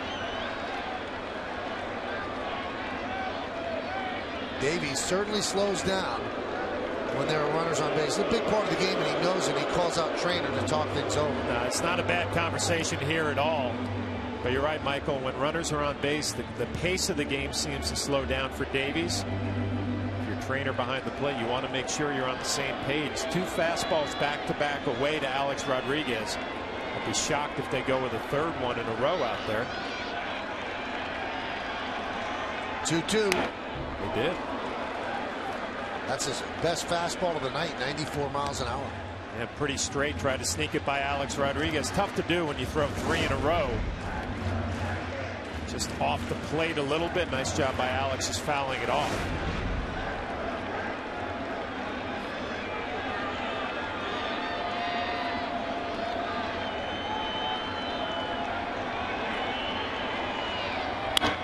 Hot shot up the middle and a base hit. Past the diving Escobar. 1 run scores. Here comes Jeter. He'll score. Moving to third, Teixeira. A 2-run single for A-Rod. And the Yankees lead 3-1.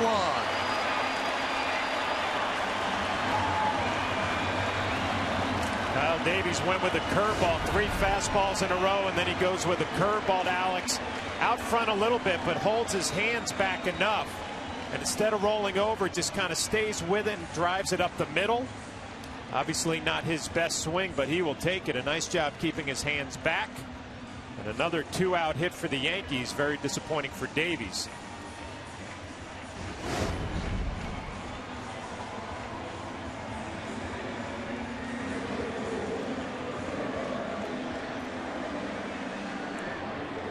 So Alex picks up his 20th and 21st runs batted in.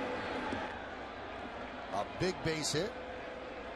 Both RBI hits were almost the exact same place, just past the dive of Escobar. One by Jeter. That was a RBI single, and then a 2-run single by A-Rod. Pitches low to Cano. Tim Collins, the lone left-hander in the Royals bullpen, getting ready.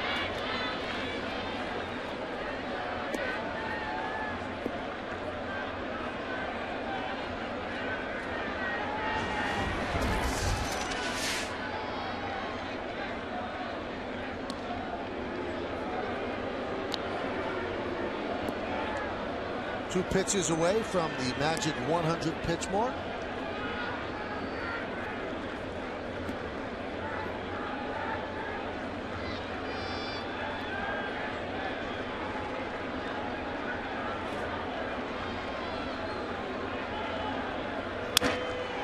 Line foul.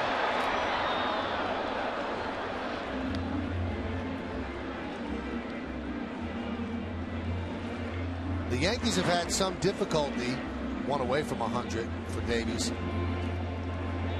And certainly the last 3 innings he's put up a lot of pitches. But the Yankees this year so far have had a lot of difficulty with breaking balls. But Robinson Cano is not one of those guys. He's not a guy who has to sit on a fastball. In fact, his single in the 4th inning went down and got a breaking ball. He does not get fooled by off-speed stuff. You know, Michael, he might get fooled by it, but he's able to keep his swing going towards the field, and he doesn't, you know, he kind of stays in the strike zone a long time. So even if he's fooled with a breaking ball, he'll still be able to drive it up the middle the other way or hook it into right field. Gives himself a chance to hit the breaking ball.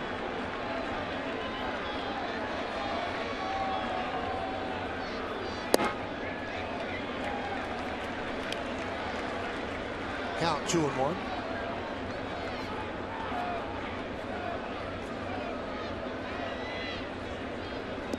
Starting to see some of the at-bats that you're used to seeing from a Yankee ball club, kind of patient, working the count, pitch counts elevated. And you're hoping you have a fatigued pitcher here going to make a mistake.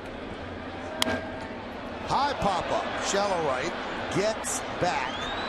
Francoeur in. Francoeur with the call on the catch. And that will do it. But the Yankees get 2 runs on 2 hits, no errors and 2 left. The big blow off the bat of Alex Rodriguez. One of his biggest hits in a couple of weeks. A 2-run single. Just like that, the Yankees are up 3-1.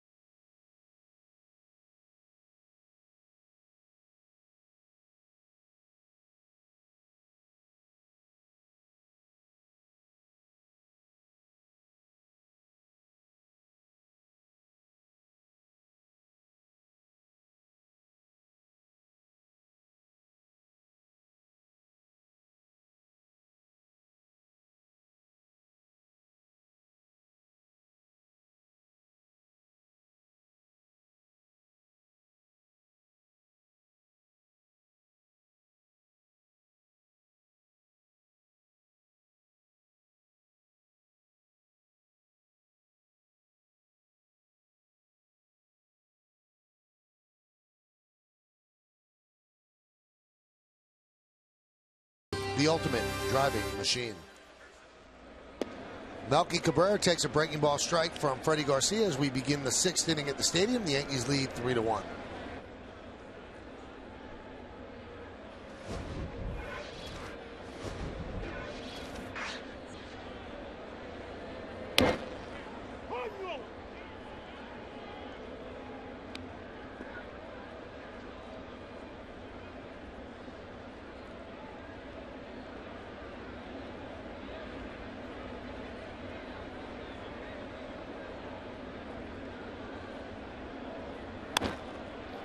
Sky down the right field line, giving Chase Swisher. Got a good jump and runs it down for the first out.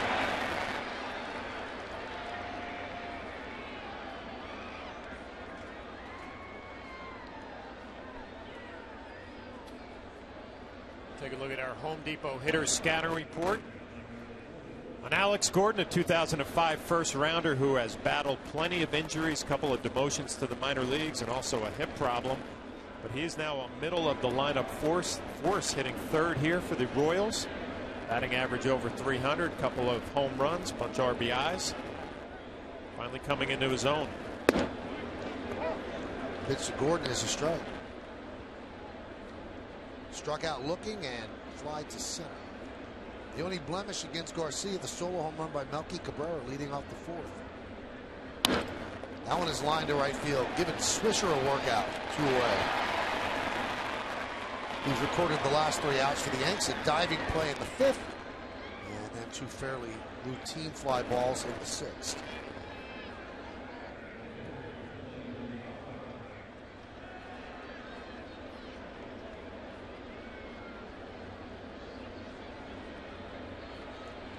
Here's Billy Butler.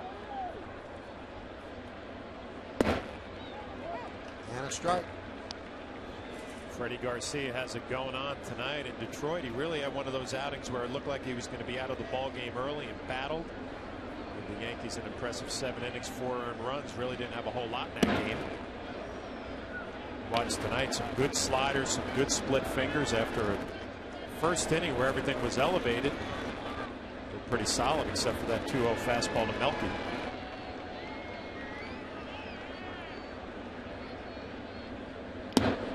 And it's really unfair to say, well, he's doing it against the Royals.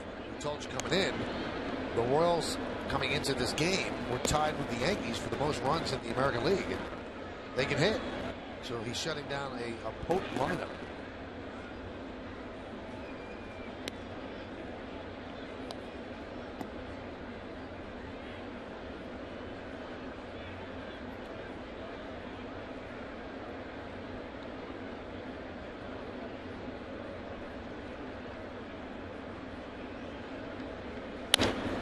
Hit sharply right at Jeter in a 1-2-3 inning for the Yankees and Freddie Garcia. They go down in order, 1-2-3. We go to the bottom of the 6th, 3-1 Yankees.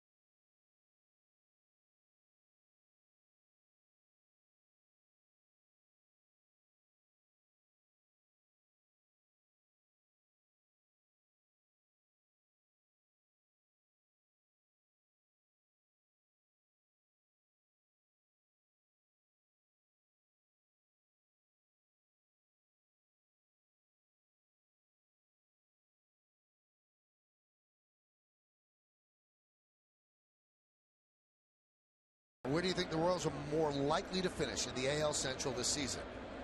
You've been voting at 58-7-7-2. We'll tell you how in a moment. Pitch to Swisher is low. 61%. I think not much has changed. Last place. 39% first place. Swisher swings and misses.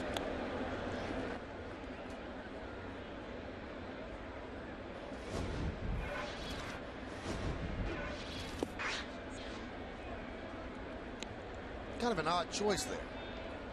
You know, there's 5 positions to finish, so they're a rebuilding team, so it's more likely they'll finish closer to last. That one is driven deep to right field. Going back, Francoeur, and it's off the base of the wall. And Swisher smartly stays at first as Francoeur has a great arm. Francoeur, a great arm, but he does a great job of playing the bounce off of the wall. Nick Swisher will take it. Fastball pretty much down the middle. Flying open a little bit too early with his right side. He's able to keep it in and drive this ball to right center. The hop comes right off to Francoeur, and a quick turnaround and a very accurate, strong throw holds Nick Swisher to a single. Well, Ned Yost is going to go to the bullpen, which is really a strong part of this Royals team. They've got some good arms out there. We'll start to take a look now at the lefty, Tim Collins. Davies is done.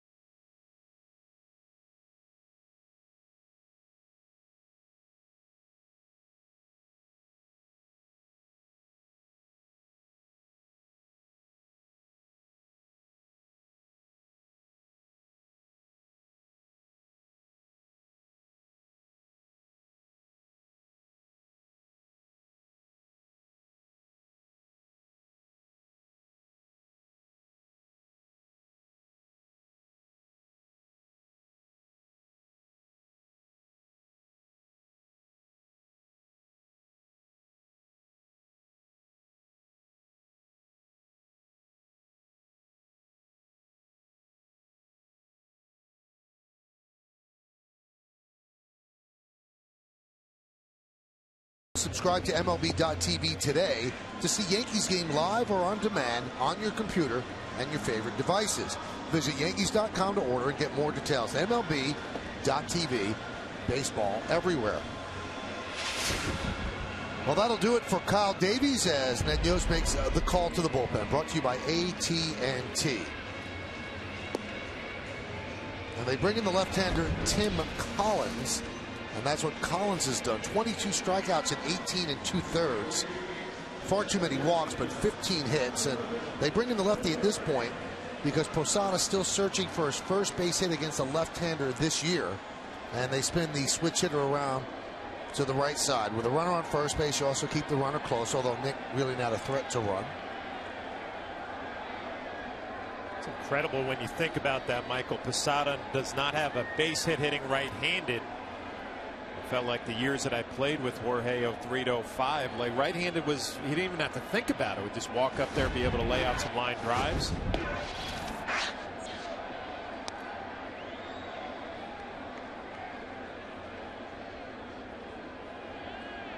Those are the numbers on Davies, the runner at first, his responsibility.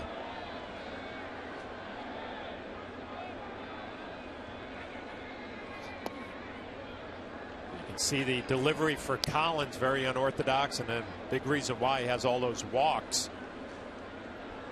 Set up here almost with his back towards the batter when he comes up to the set position. And he takes a peek towards home plate.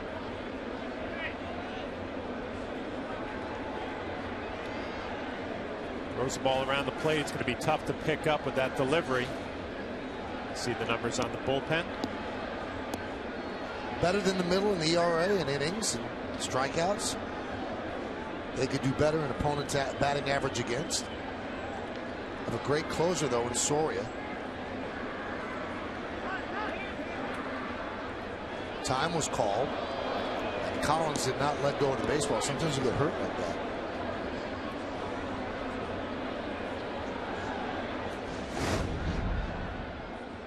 Kind of peeking over his shoulder. It'd be tough to throw strikes, obviously, with that setup and able to hold up without throwing the baseball. It sounded like Jorge Posada called time.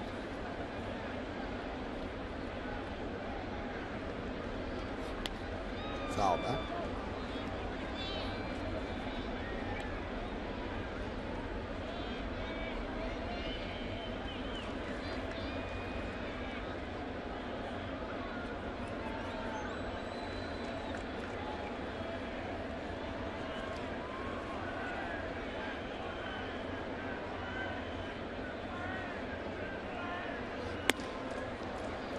Along with John Flaherty and Kimberly Jones, Michael Kay here. You there. We thank you for joining us here on Yes.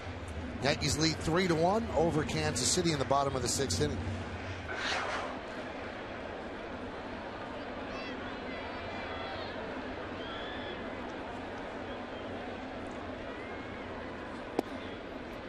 There's a strike. Collins is just 5'7". And throughout his life, he has always been told he's too small to play this game. But he has battled his way to the big leagues and been successful so far this year as the lone left-hander in the Royals bullpen. Well, obviously, being left-handed helps, and you throw a little deceptive delivery on top of it. A pretty good fastball, too, 94. Swing and a miss. Runner goes. Throw to second. It's a strike him out, throw him out, double play. So Jorge's struggles continue as Collins gets 2 quick outs.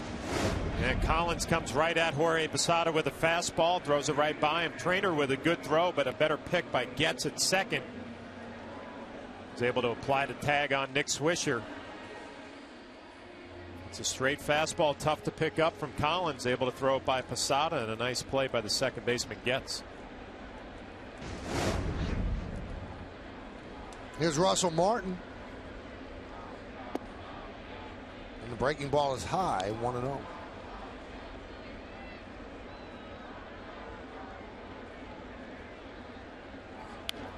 Fouled away.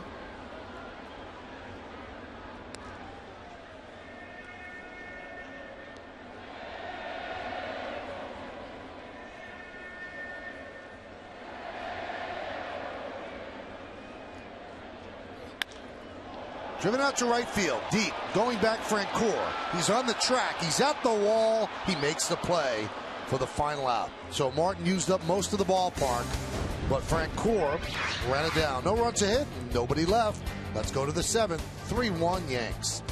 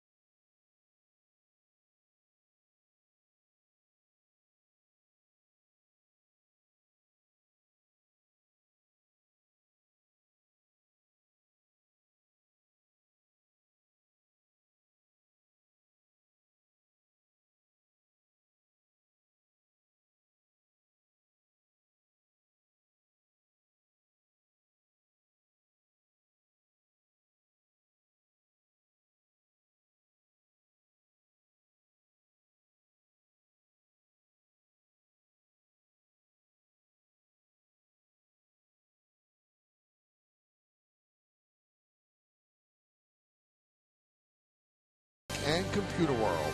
And by Ford, the official truck of the New York Yankees. Well, John, it's hard to argue with this, but another quality outing by a Yankee starter. You get 6 innings, and now he's ready to go for more. He has just 77 pitches thrown so far, and on the Cadillac scoreboard, Yankees lead 3-1. Well, he threw 112 pitches his last outing against the Tigers. Mentioned it was a lot more work than tonight. Francoeur bunts and fouls it off.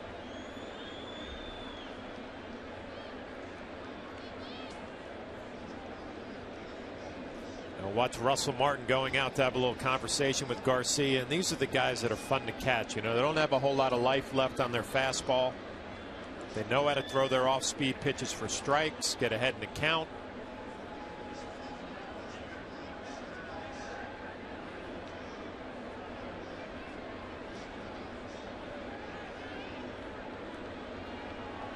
Line drive to left field, a base hit. Pretty good pitch right there from Freddie Garcia. Francoeur does a nice job going down and getting it, hitting it to left field. And that split finger, and it's down. Francoeur always has a reputation. He goes up to the plate ready to swing the bat. Bad ball hitter. Impressive.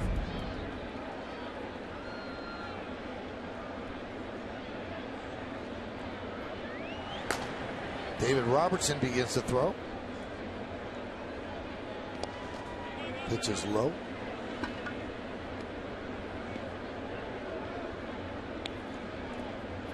The Royals to a man excited about coming here to Yankee Stadium. Ned Yost, their manager, said there's just something about this place. The lights seem brighter, the stage is bigger. He said it felt the same way across the street, and now it feels like the same thing here in the new stadium. And it's a good test for his young team. They've got a lot of young players on this team. It's just what I was thinking about the test. You're 2 games over 500 coming in here. Ned Yost and his club playing the Yankees in Yankee Stadium. Let's test to see how they're going to represent themselves. The Royals have 7 rookies on their 25-man roster, and that ties them with the Twins for the most of the majors. But the Twins, a lot of their rookies are up because of injuries. 10 current Royals are 25 or younger. That's the most of any team in the big leagues. 2-0. Missed outside, 3-0. You know, obviously the beginning of a season for a young club, so important if you can get off to a good start.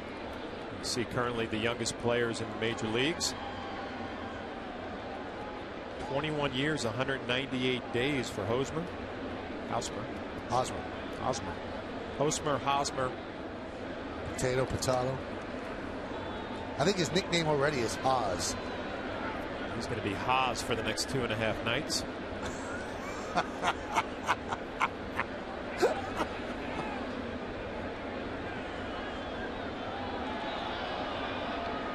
3-0.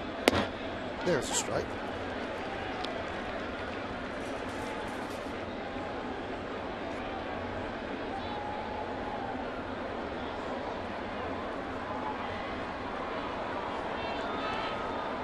Those are the AAA numbers of the Haas. Well, who's the first baseman they just sent down? I had a tough time butchering that guy's name, too. I'm glad they sent him down because I would have had a hard time pronouncing it as well. Kealahua, something like that? I think so. Kealahua. The Haas just sounds a whole lot cooler. Yes, it does.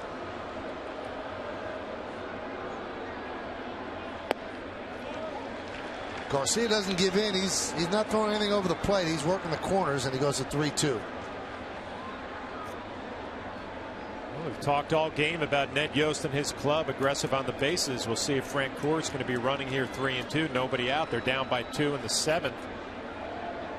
Young hitter at the plate. A lot of confidence. Put the ball in play or not swing at ball 4. We'll see what happens.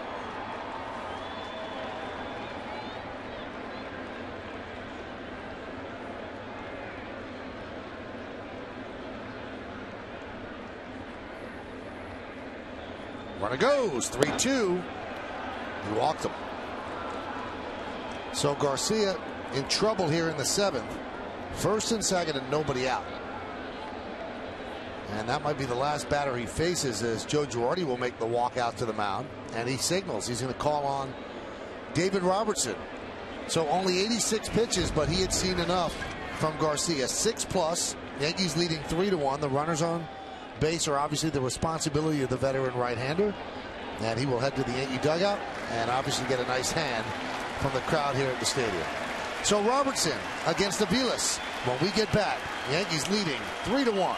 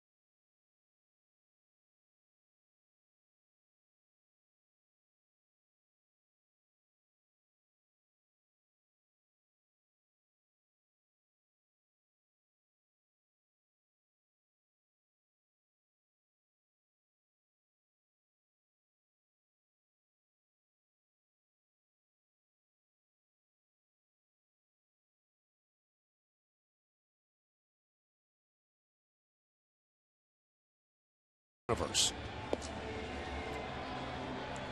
So Freddie Garcia goes 6+, gives up 1 run, and the runners on base his responsibility, and it's the responsibility of David Robertson to keep him right there.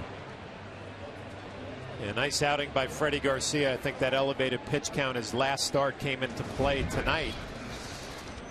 David Robertson takes over. Pretty good numbers. 1.46 ERA, the 16 strikeouts and 12 in the 3rd. Wouldn't mind picking up a strikeout here. Pitch to Aviles is outside.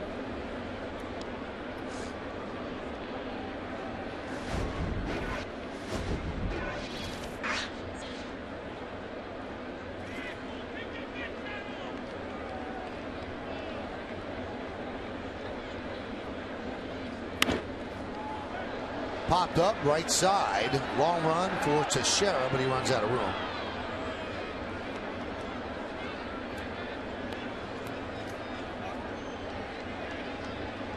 Beal is one of the better RBI men for the Royals. 25 coming into this at bat. 5 home runs.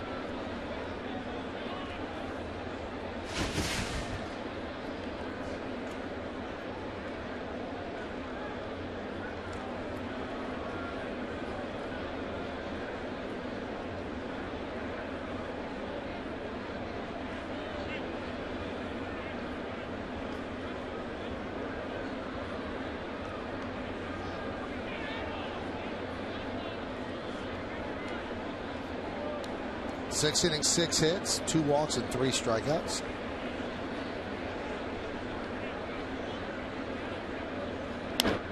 Foul back to the screen, and it's 1-2.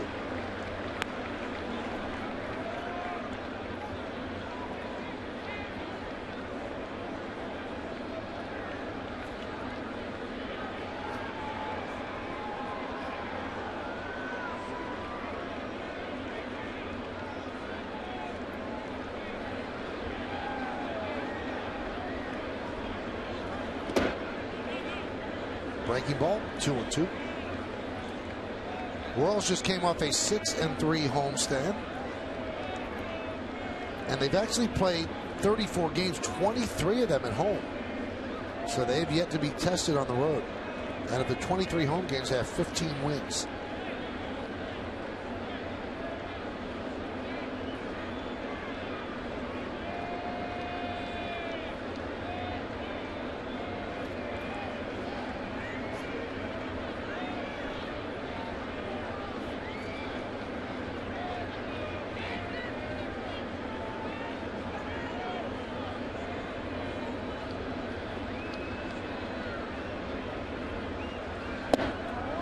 Just missed outside. Robertson wanted that one.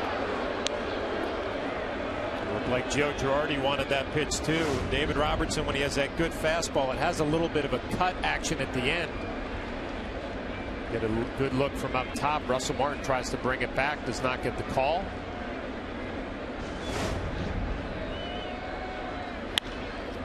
Popped up center field. Granderson makes the catch. Francoeur bluffs. And the throw goes all the way to A-Rod. So 1 out. Tomorrow, the Yankees continue the series at the Royals. It's right here in the Bronx. Complete coverage will start at 6 with Audi batting practice today and the Tri-State Ford pregame. Then John Flaherty and I are back with all the action from the stadium. The Royals and the Yankees, it all starts tomorrow at 6, and it's only on this.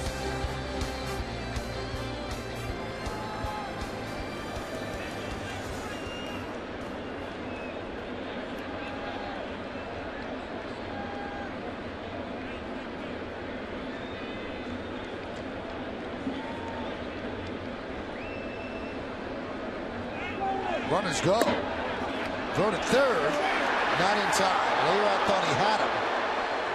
But I think the hop brought the glove up before he could get it down. So a stolen base for Francoeur as Hosner stayed put at first. Gutsy try by Francoeur, down by 2 runs in the 7th inning. Gets a pretty good jump. Russell Martin makes it close. A little short hop. It's a bang play. Third base umpire Alfonso Marquez. Yep. Wow. Like the hand got it there just before the tag was put on.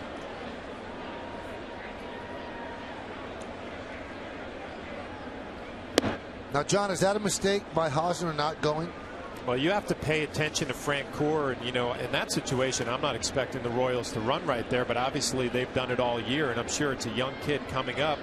Maybe sleeping a little bit at first base, but you got to pay attention to the lead runner. You can see a close call, but the right one as he gets the left hand in there. Strike.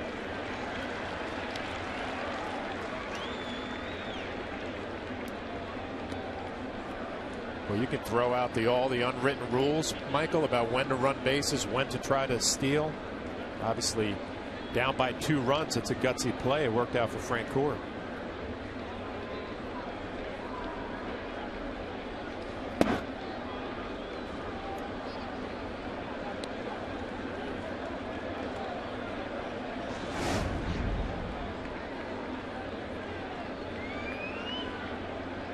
Looks like Hosner never even looked at him.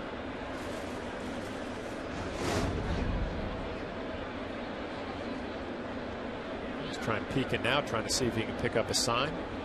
Get a pitch to run on. And a walk issued to Trainer, who's been on base all 3 times. And the bases are loaded with Royals.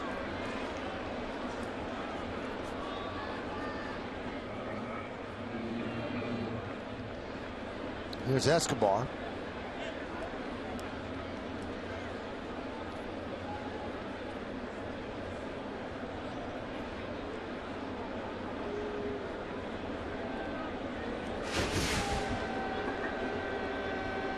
Tried to bunt. That was caught by Garcia, then struck out looking in the 5th. It'd be tough to double up. Boy, the Yankees would like that.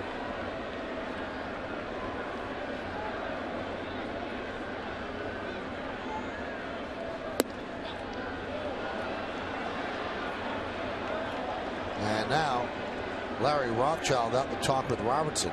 And Escobar has struggled with runners in scoring position, 121 average. And it just seems that Robertson does not have that sharp command that he usually has. And maybe Rothschild saw something. You might clean it up mechanically here, or just a little conversation. Hey, this is the number 9 guy, struggle with runners in scoring position. Let's go right at him. A tough spot here. I mean, Escobar runs well, tough to double up. Through David Robertson, a strikeout pitcher, that's got to be on your mind. Get this young shortstop to swing and miss a few times.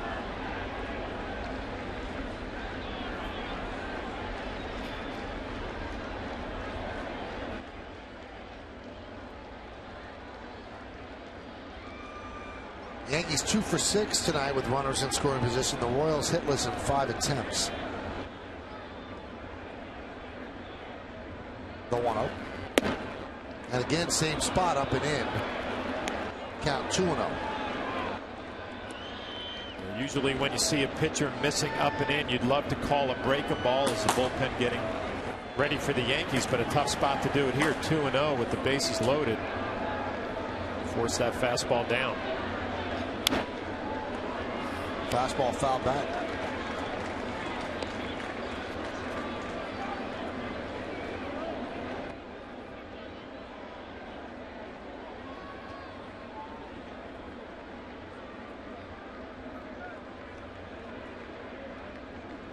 Francoeur is at third, Hosner at second, Trainer is at first.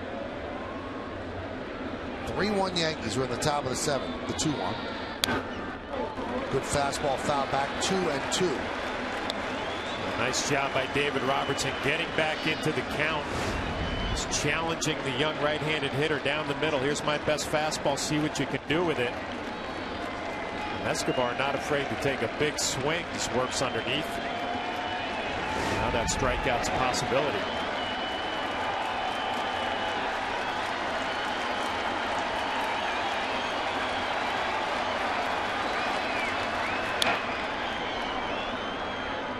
Juiced it up to 94 there, and it was fouled back. Looked like a little better swing there from Escobar. He's seen a bunch of fastballs this at bat. David Robertson, if you could throw that breaking ball anywhere near the plate, you would think you might be able to get a strikeout. Decent swing there.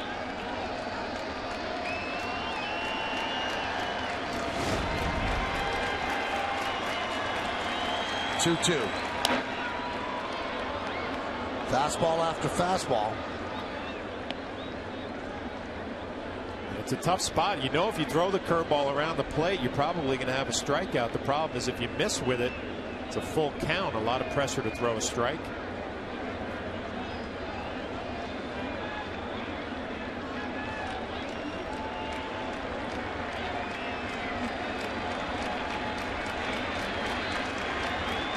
Swing and a miss. Got him on the breaking ball. Sped up the bat with the fastball, and he had to commit early and could not recognize a breaking ball low. But you're exactly right. When you see 4, 5, 6 fastballs in a row and you get a good breaking ball down, you're going to be out in front and wave at it. Great look at the grip right there.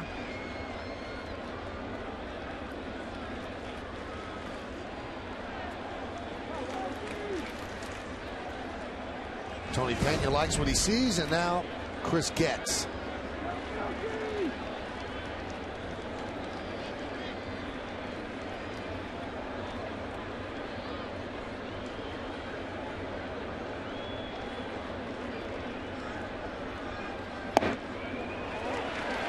Good fastball by Robertson, 94 miles an hour.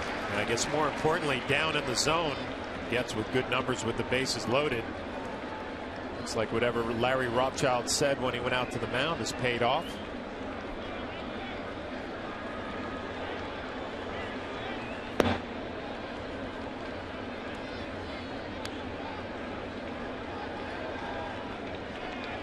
Yankees hang on to a 3-1 lead, top of the 7th inning.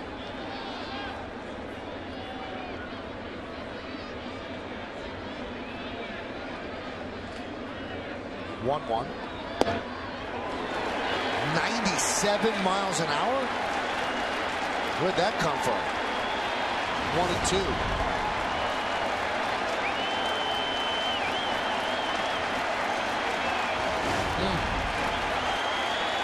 41,275 here at the stadium. Looking for the strikeout. He almost got it. Tried to get him with the breaking ball. Good pitch from David Robertson down. A better job by Getz is fouling that off. This is as good as it gets for David Robertson. Nice job spoiling a tough pitch.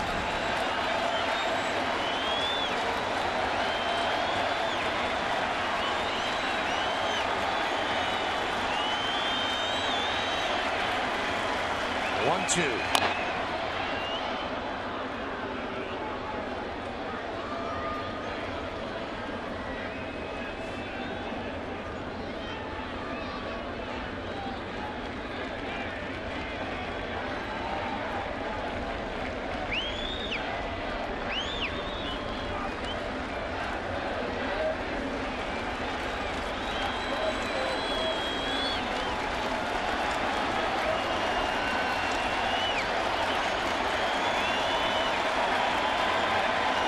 Robertson deals. Getz spoils it. Pretty good battle going on right here. Russell Martin won that fastball inside. David Robertson left it out over the plate. You saw that 97-mile-an-hour fastball. Plenty of velocity for David Robertson. Martin wants it up and in. It ends up and away. I think they feel like they could beat him with a fastball inside. The 2-2. Tried it there again and fouled away.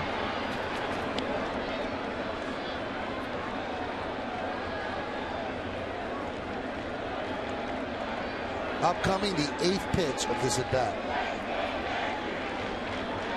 They start playing mind games if you're David Robertson and Russell Martin. You gave him his best pitch there. Gets fouled it off. Good battle going on right here. Check swing. He goes around. Getz does not like the call, and the Yankees love it. As Robertson strikes out Escobar, and he strikes out Getz with breaking balls out of the zone.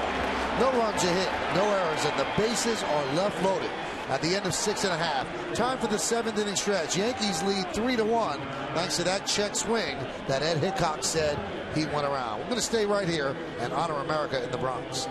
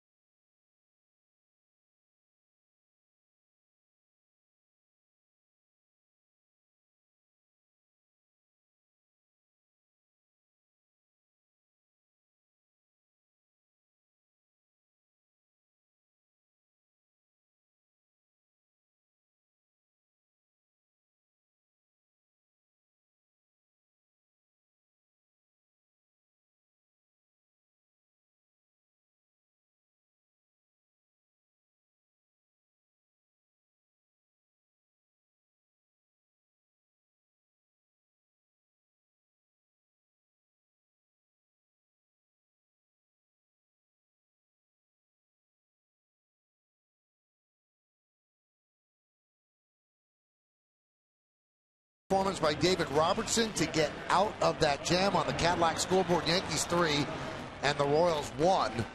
Saw a couple of those replays, John. Looked like Getz had a legitimate argument, but Ed Hickox didn't even check with the base umpire, and I think that's what really upsets batters, that they don't check with the base umpire. Yeah, it upsets a batter, it upsets a manager. Bottom line, David Robertson got the call.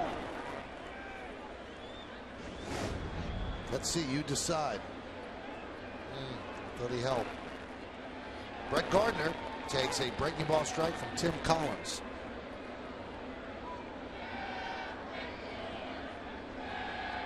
Brett has tripled and walked. He's reached base safely in 16 of his last 30 plate appearances. That one's bounced up there.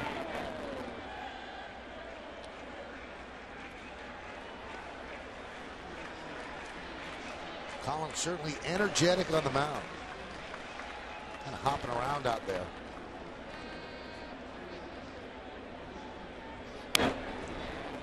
Foul back to the screen. Got that Mitch Williams leg kick, doesn't he? Kind of all over the place out there. Lake Wood getting loose. Royal bullpen.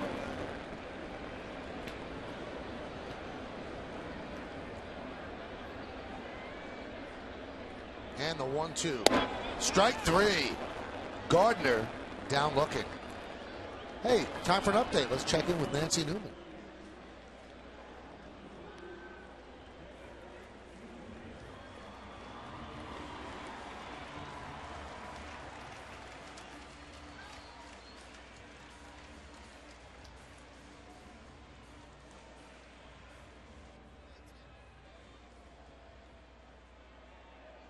Thanks, Nancy. Derek Jeter comes to the plate. Derek, another good night. 2 for 3. His average is now at 286.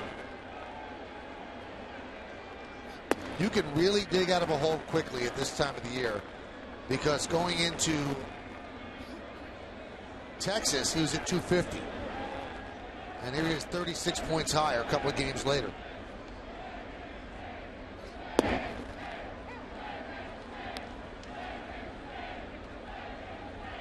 He's at 256 going into Sunday's game. Then he had 4 hits. Now he has 2 hits tonight. So just in a game and a half, he's up 30 points. Count 1 and 2. I always felt like that first 100 at bats were so crucial. You know, every hit you get obviously could raise your average 10, 15, 20 points. Job of Chamberlain up, not Soriano.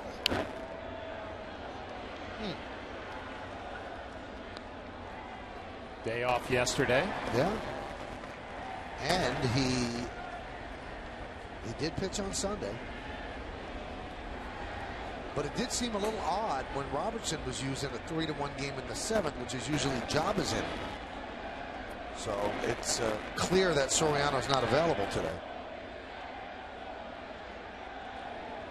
Soriano was shut down for a game because of a sore lower back, and sometimes it might be tough for him to get loose. But we didn't even see him stretching out there, so again, we'll find out in the post-game show. But just from the usage or the warming up, it would seem he's not available. That one's popped up. Escobar is there and puts it away for the second out. Hey, tonight after the postgame, catch the season premiere of Yankees on Deck presented by Blimpie. And Sunday, it's an all-new episode as Jabba Chamberlain tells his favorite jokes, and Andrew Jones checks out some classic cars. Yankees on Deck tonight after the postgame, and all new Sunday at noon, only on Yes.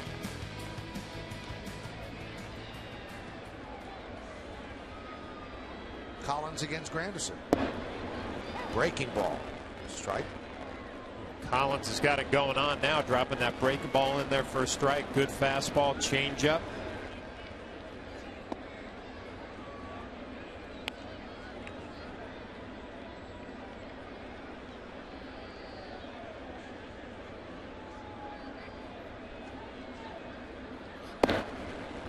There's a strike.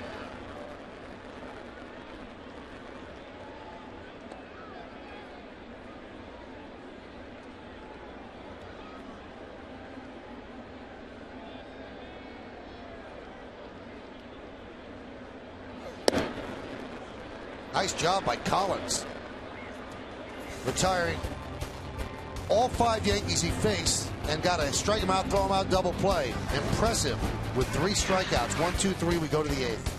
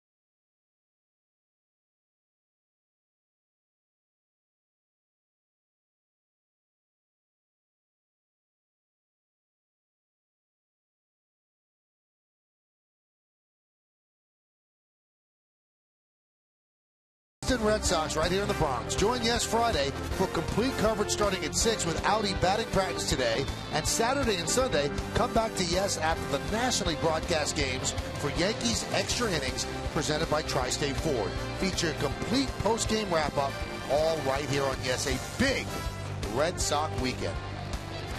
Red Sox trying to get to 500 after a terrible start. Look at Tampa Bay, Michael. Incredible how well they played. It's unbelievable, and both of those teams got off to terrible starts, and they've kind of erased those bad starts.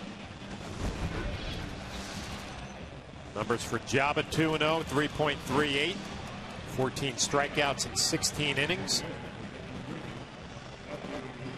Worked in Sunday's win at Texas, an inning scoreless. Justin Tuck at the game. He's a good player, man. New York Giants. He's locked out, so he has nothing to do but come to games. An opportunity to meet a New York Giants offensive line coach yesterday at that golf tournament. Who? Pat Flaherty. Nice. Any relation? Well, we were trying to figure it out back to the old country, but you know, we haven't locked it in yet. But his son goes to St. Joe's, high school I went to in Jersey, so nice guy. Were you and Pat trying to figure out the lineage 19th hole? No, this was pre-tee off. So, you know, I have a rule that I try not to go to the 19th hole before I tee off. It's a good rule. It's a good rule. And the swing was beautiful, so. The 1-2. You know, when we were talking about lighter swing and kind of mocked it a little bit, he got very angry. Sent message that he could beat me blindfolded, which I agree with. You played golf once, right? Once. 180 over the front 9 and walked off. Strike 3. Melky down looking. So he is 1 for 4, but the 1 is the only run for the Kansas City Royals. I don't want to comment on lighter swing anymore. You can deal with this because I don't want him to hate me. Well, let's telestrate a little bit. You know, you look at the lines, pretty good. The V, tape back, nice and slow. But this isn't slow motion. It's nice and easy, and then all of a sudden break down. Ooh, the back side doesn't really finish. But you're conceding he can take you blindfolded. Blindfolded with one hand.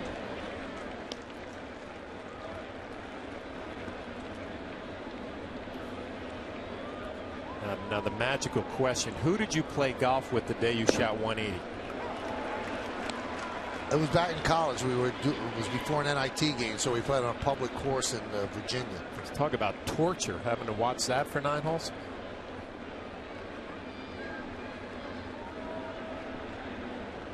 The 0-2, strike 3. Alex Gordon down looking, and boy, Java looks good. Yeah, Java is not playing any games. That's his old Nebraska teammate right there, and he just throws 3 fastballs. Velocity is impressive, but the location even better. Good look at that 4-seam rotation. You know, Java's locking it in lately, throwing that slider for a strike.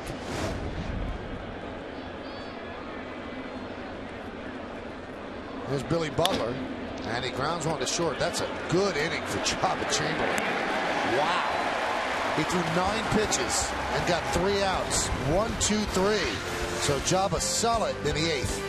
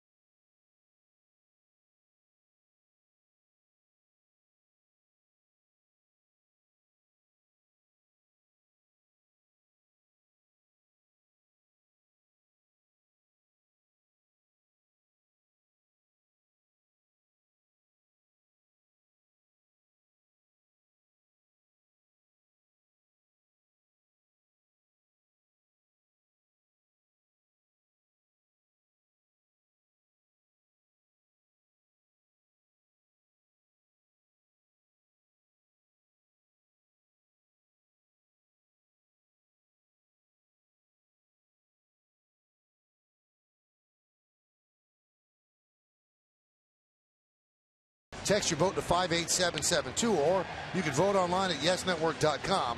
Tonight's candidates are number 1, Freddie Garcia, number 2, Alex Rodriguez, number 3, Derek Jeter, and number 4, Melky Cabrera. You can vote now and, of course, make your voice heard. Standard text messaging rates apply. Blake Wood, the third pitcher used by Ned Yost, is going to face the heart of the Yankee order, Teixeira, Rodriguez, and Cano, 3, 4, and 5. Collins came on in relief of Davies and was outstanding.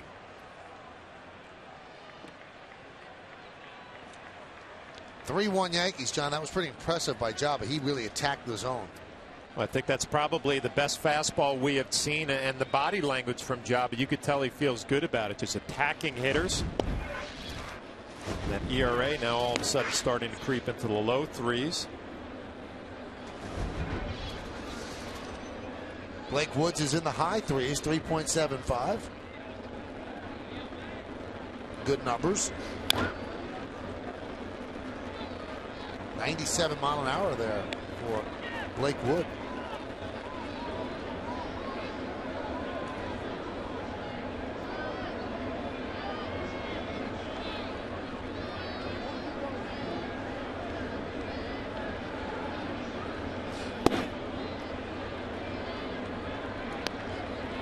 Missed, 3-1.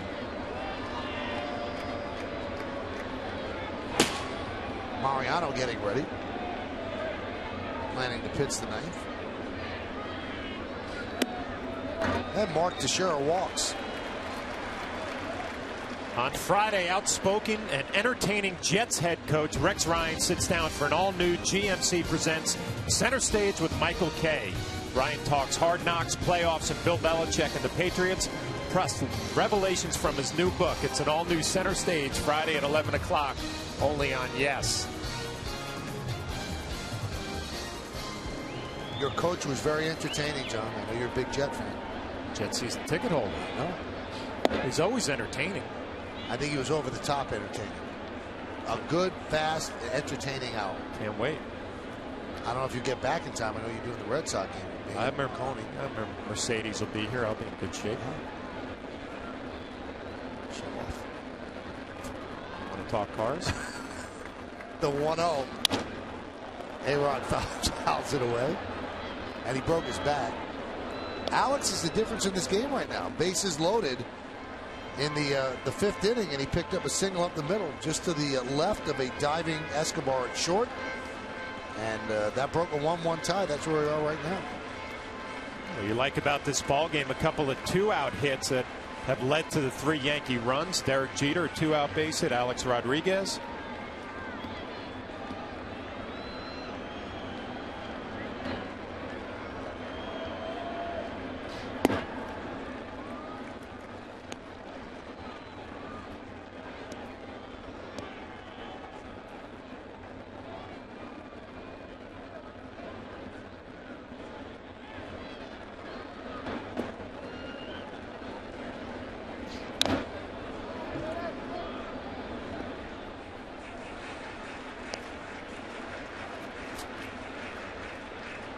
Pretty good swing right there from Alex Rodriguez on a slider. I wonder, after picking up that base hit, a couple RBIs, a difference in this ball game. Sure, the confidence level a little bit better. Swing and a miss. Overpowered with a fastball.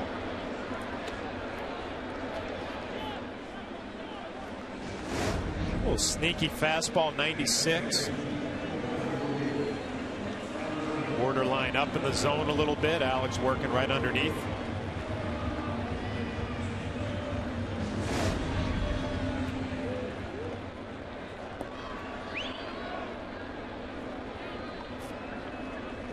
Here's Cano. Robinson 1 for 3 tonight.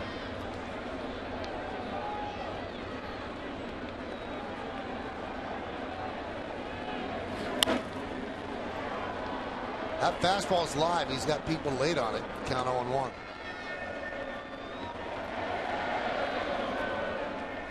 Robinson, a .320 lifetime hitter against Kansas City.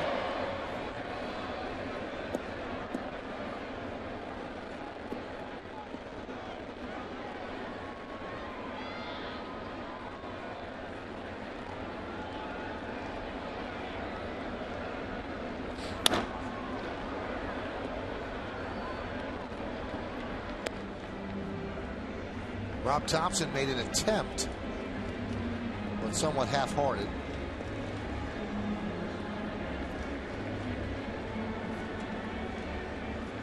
Really aggravated Rob yesterday, talking to him, that we showed in yes mode when he dropped the ball at third base in Texas.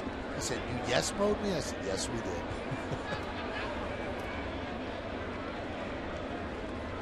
The 0-2 fouled away.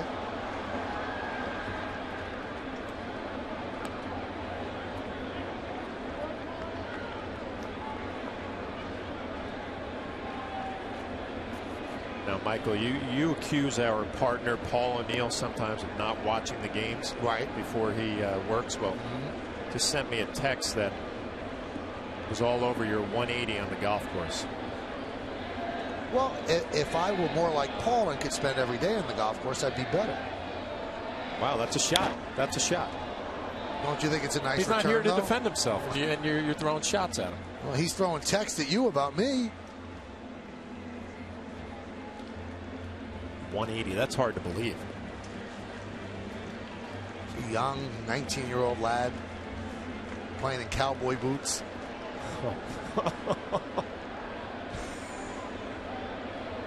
Public course. The 0-2.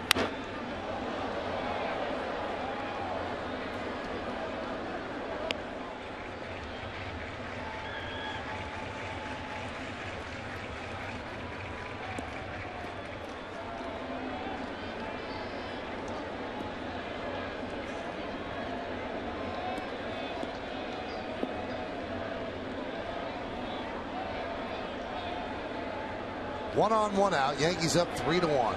The 0-2. Driven out to left field.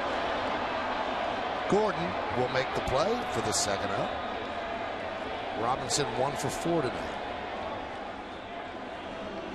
So long at bat, tough battle. And Robinson in a little bit of a slide right now, but nothing extraordinarily bad. There's Nick Swisher.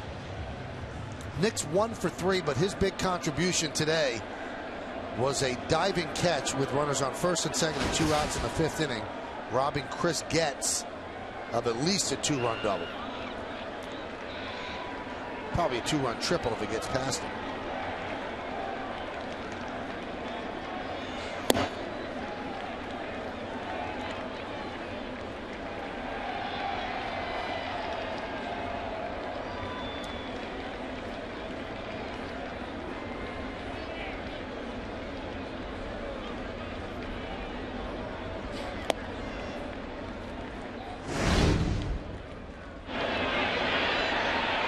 This one Swisher didn't come up with. This one against Getz, he did.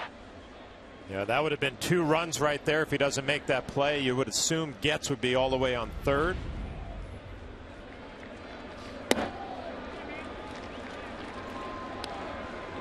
Count 3-0.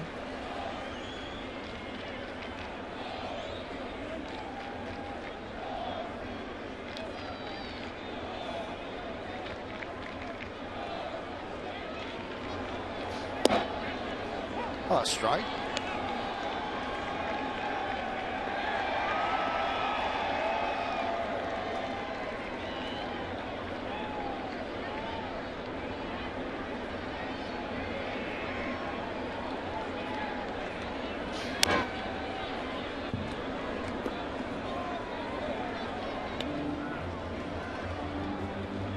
Mindset question, John. 3-2, 2 outs, bottom of the 8th inning.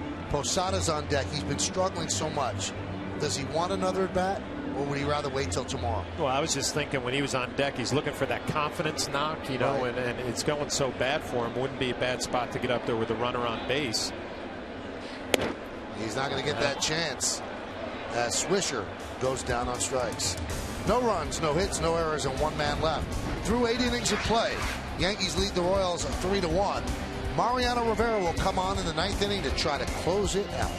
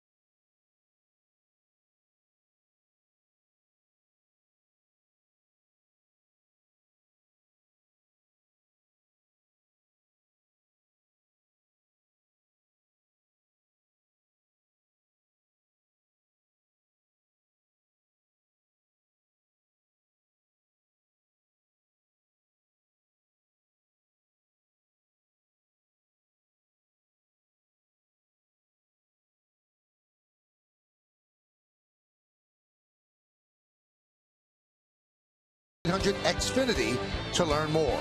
By Honda. See your Honda dealer and discover the great values now being offered. And by the New York Lottery. Play New York Lottery's Mega Millions and live large. Hey, you never know.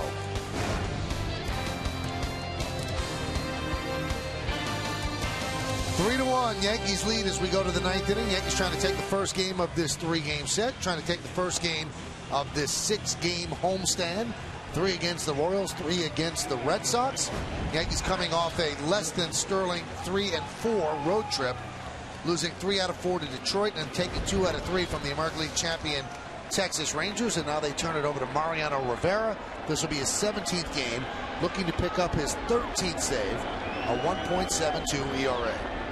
Picked up save number 12 Friday night in Texas. He's had a couple of days off. Jeff Francoeur will lead it off. Jeff, 1 for 3. And the first pitch is a strike.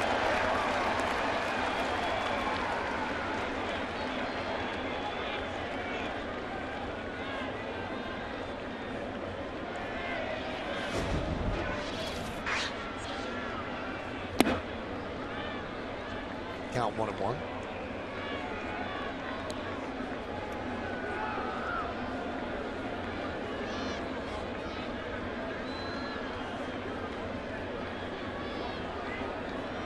The 1-1 pitch.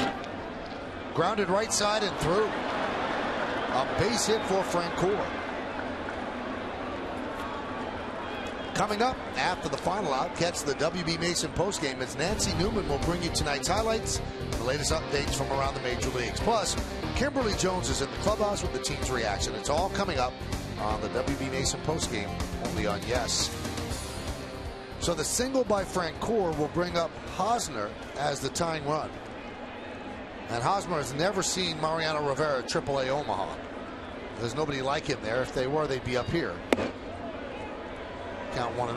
Well, you always think, the kids in the minor leagues, they see Mariano on TV. Oh, he's going to throw me a cutter inside. I'll look for it until you get in that box and see the action on the pitch. See what kind of at bat he has.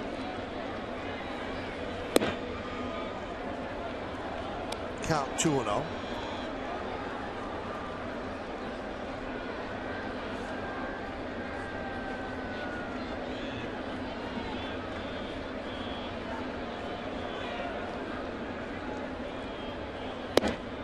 Now 3-0 to Hosmer. You see a little hesitation there from Mariano Rivera. It looked like he wanted that fastball, didn't get the call.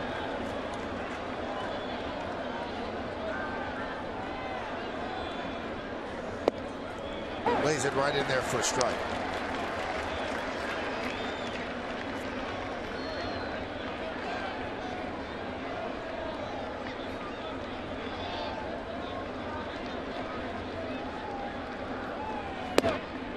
Another strike, a bluff at first by Francoeur. The Royals have been running all night in some interesting situations. We'll see if Francoeur takes off again.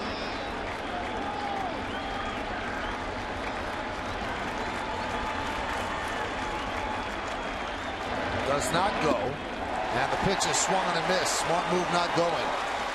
So Hosmer was up in the count 3-0 and then strikes out against Rivera. Well, nice job by Mariano Rivera coming back, and he just challenges him right down the middle. Hosmer swings right over the top.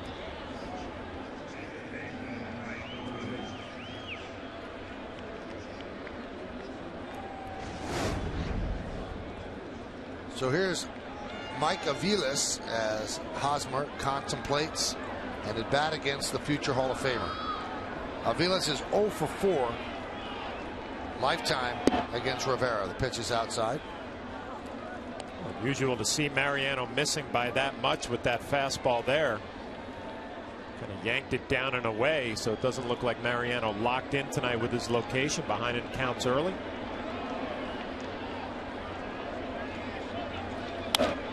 Fouled away. The Royals have moved Wilson Betemeat on deck. The pinch hit from Matt Trainer. See, Aviles has power. And there's Wilson, former Yankee. 1-1.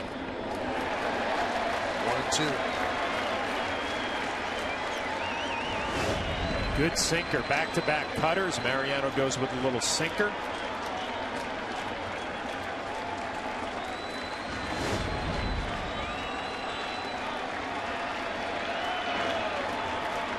And the pitch. Just got a piece to stay alive.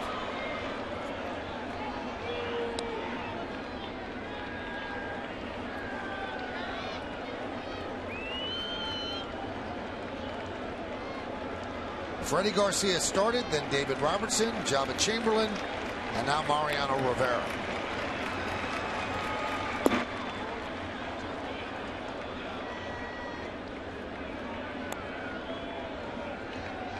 Garcia went 6+ innings. Robertson got the 3 outs in the 7th, Jabba the 3 outs in the 8th, and now Mariano here in the 9th trying to get the final 3 outs. One already down. Count 3-2.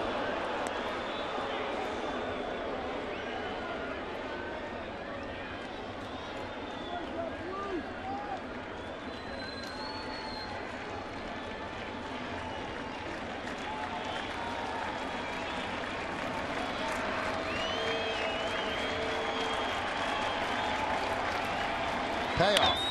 Grounded back to Rivera. He goes to second one. On to first. It's a double play. Ball game. Put it on the left side. Yankees win 3-1.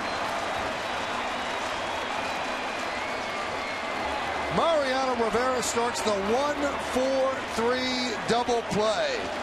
And John, that was not an easy play back up the middle. Well, Mariano Rivera, a great athlete, able to field his position, and then the awkward throw on top of the mound to Robinson Cano, the quick turn, 1-4-3 double play to end it. So Mariano, who didn't have great location, helps himself out on that double play. Mariano has now converted his last 25 save chances against the Royals since May 2nd of 1999. That's his longest current streak against any team in baseball. Stick around for the post-game show to find out who's tonight's Chevy player of the game. So Freddie Garcia gets a win, an RBI for Derek Jeter, 2 more hits for him, and a 2-run single for Alex Rodriguez.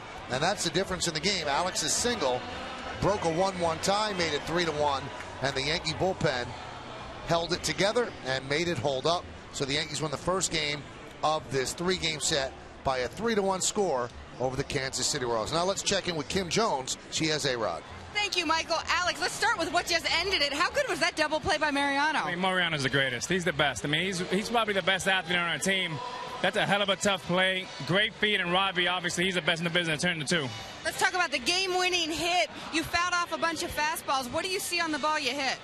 Well, Tex gets hits there, and I felt pretty good going into that at bat. I felt like I had a good look at him the first two at bats, and wanted to get a good pitch to hit and put a good swing on it.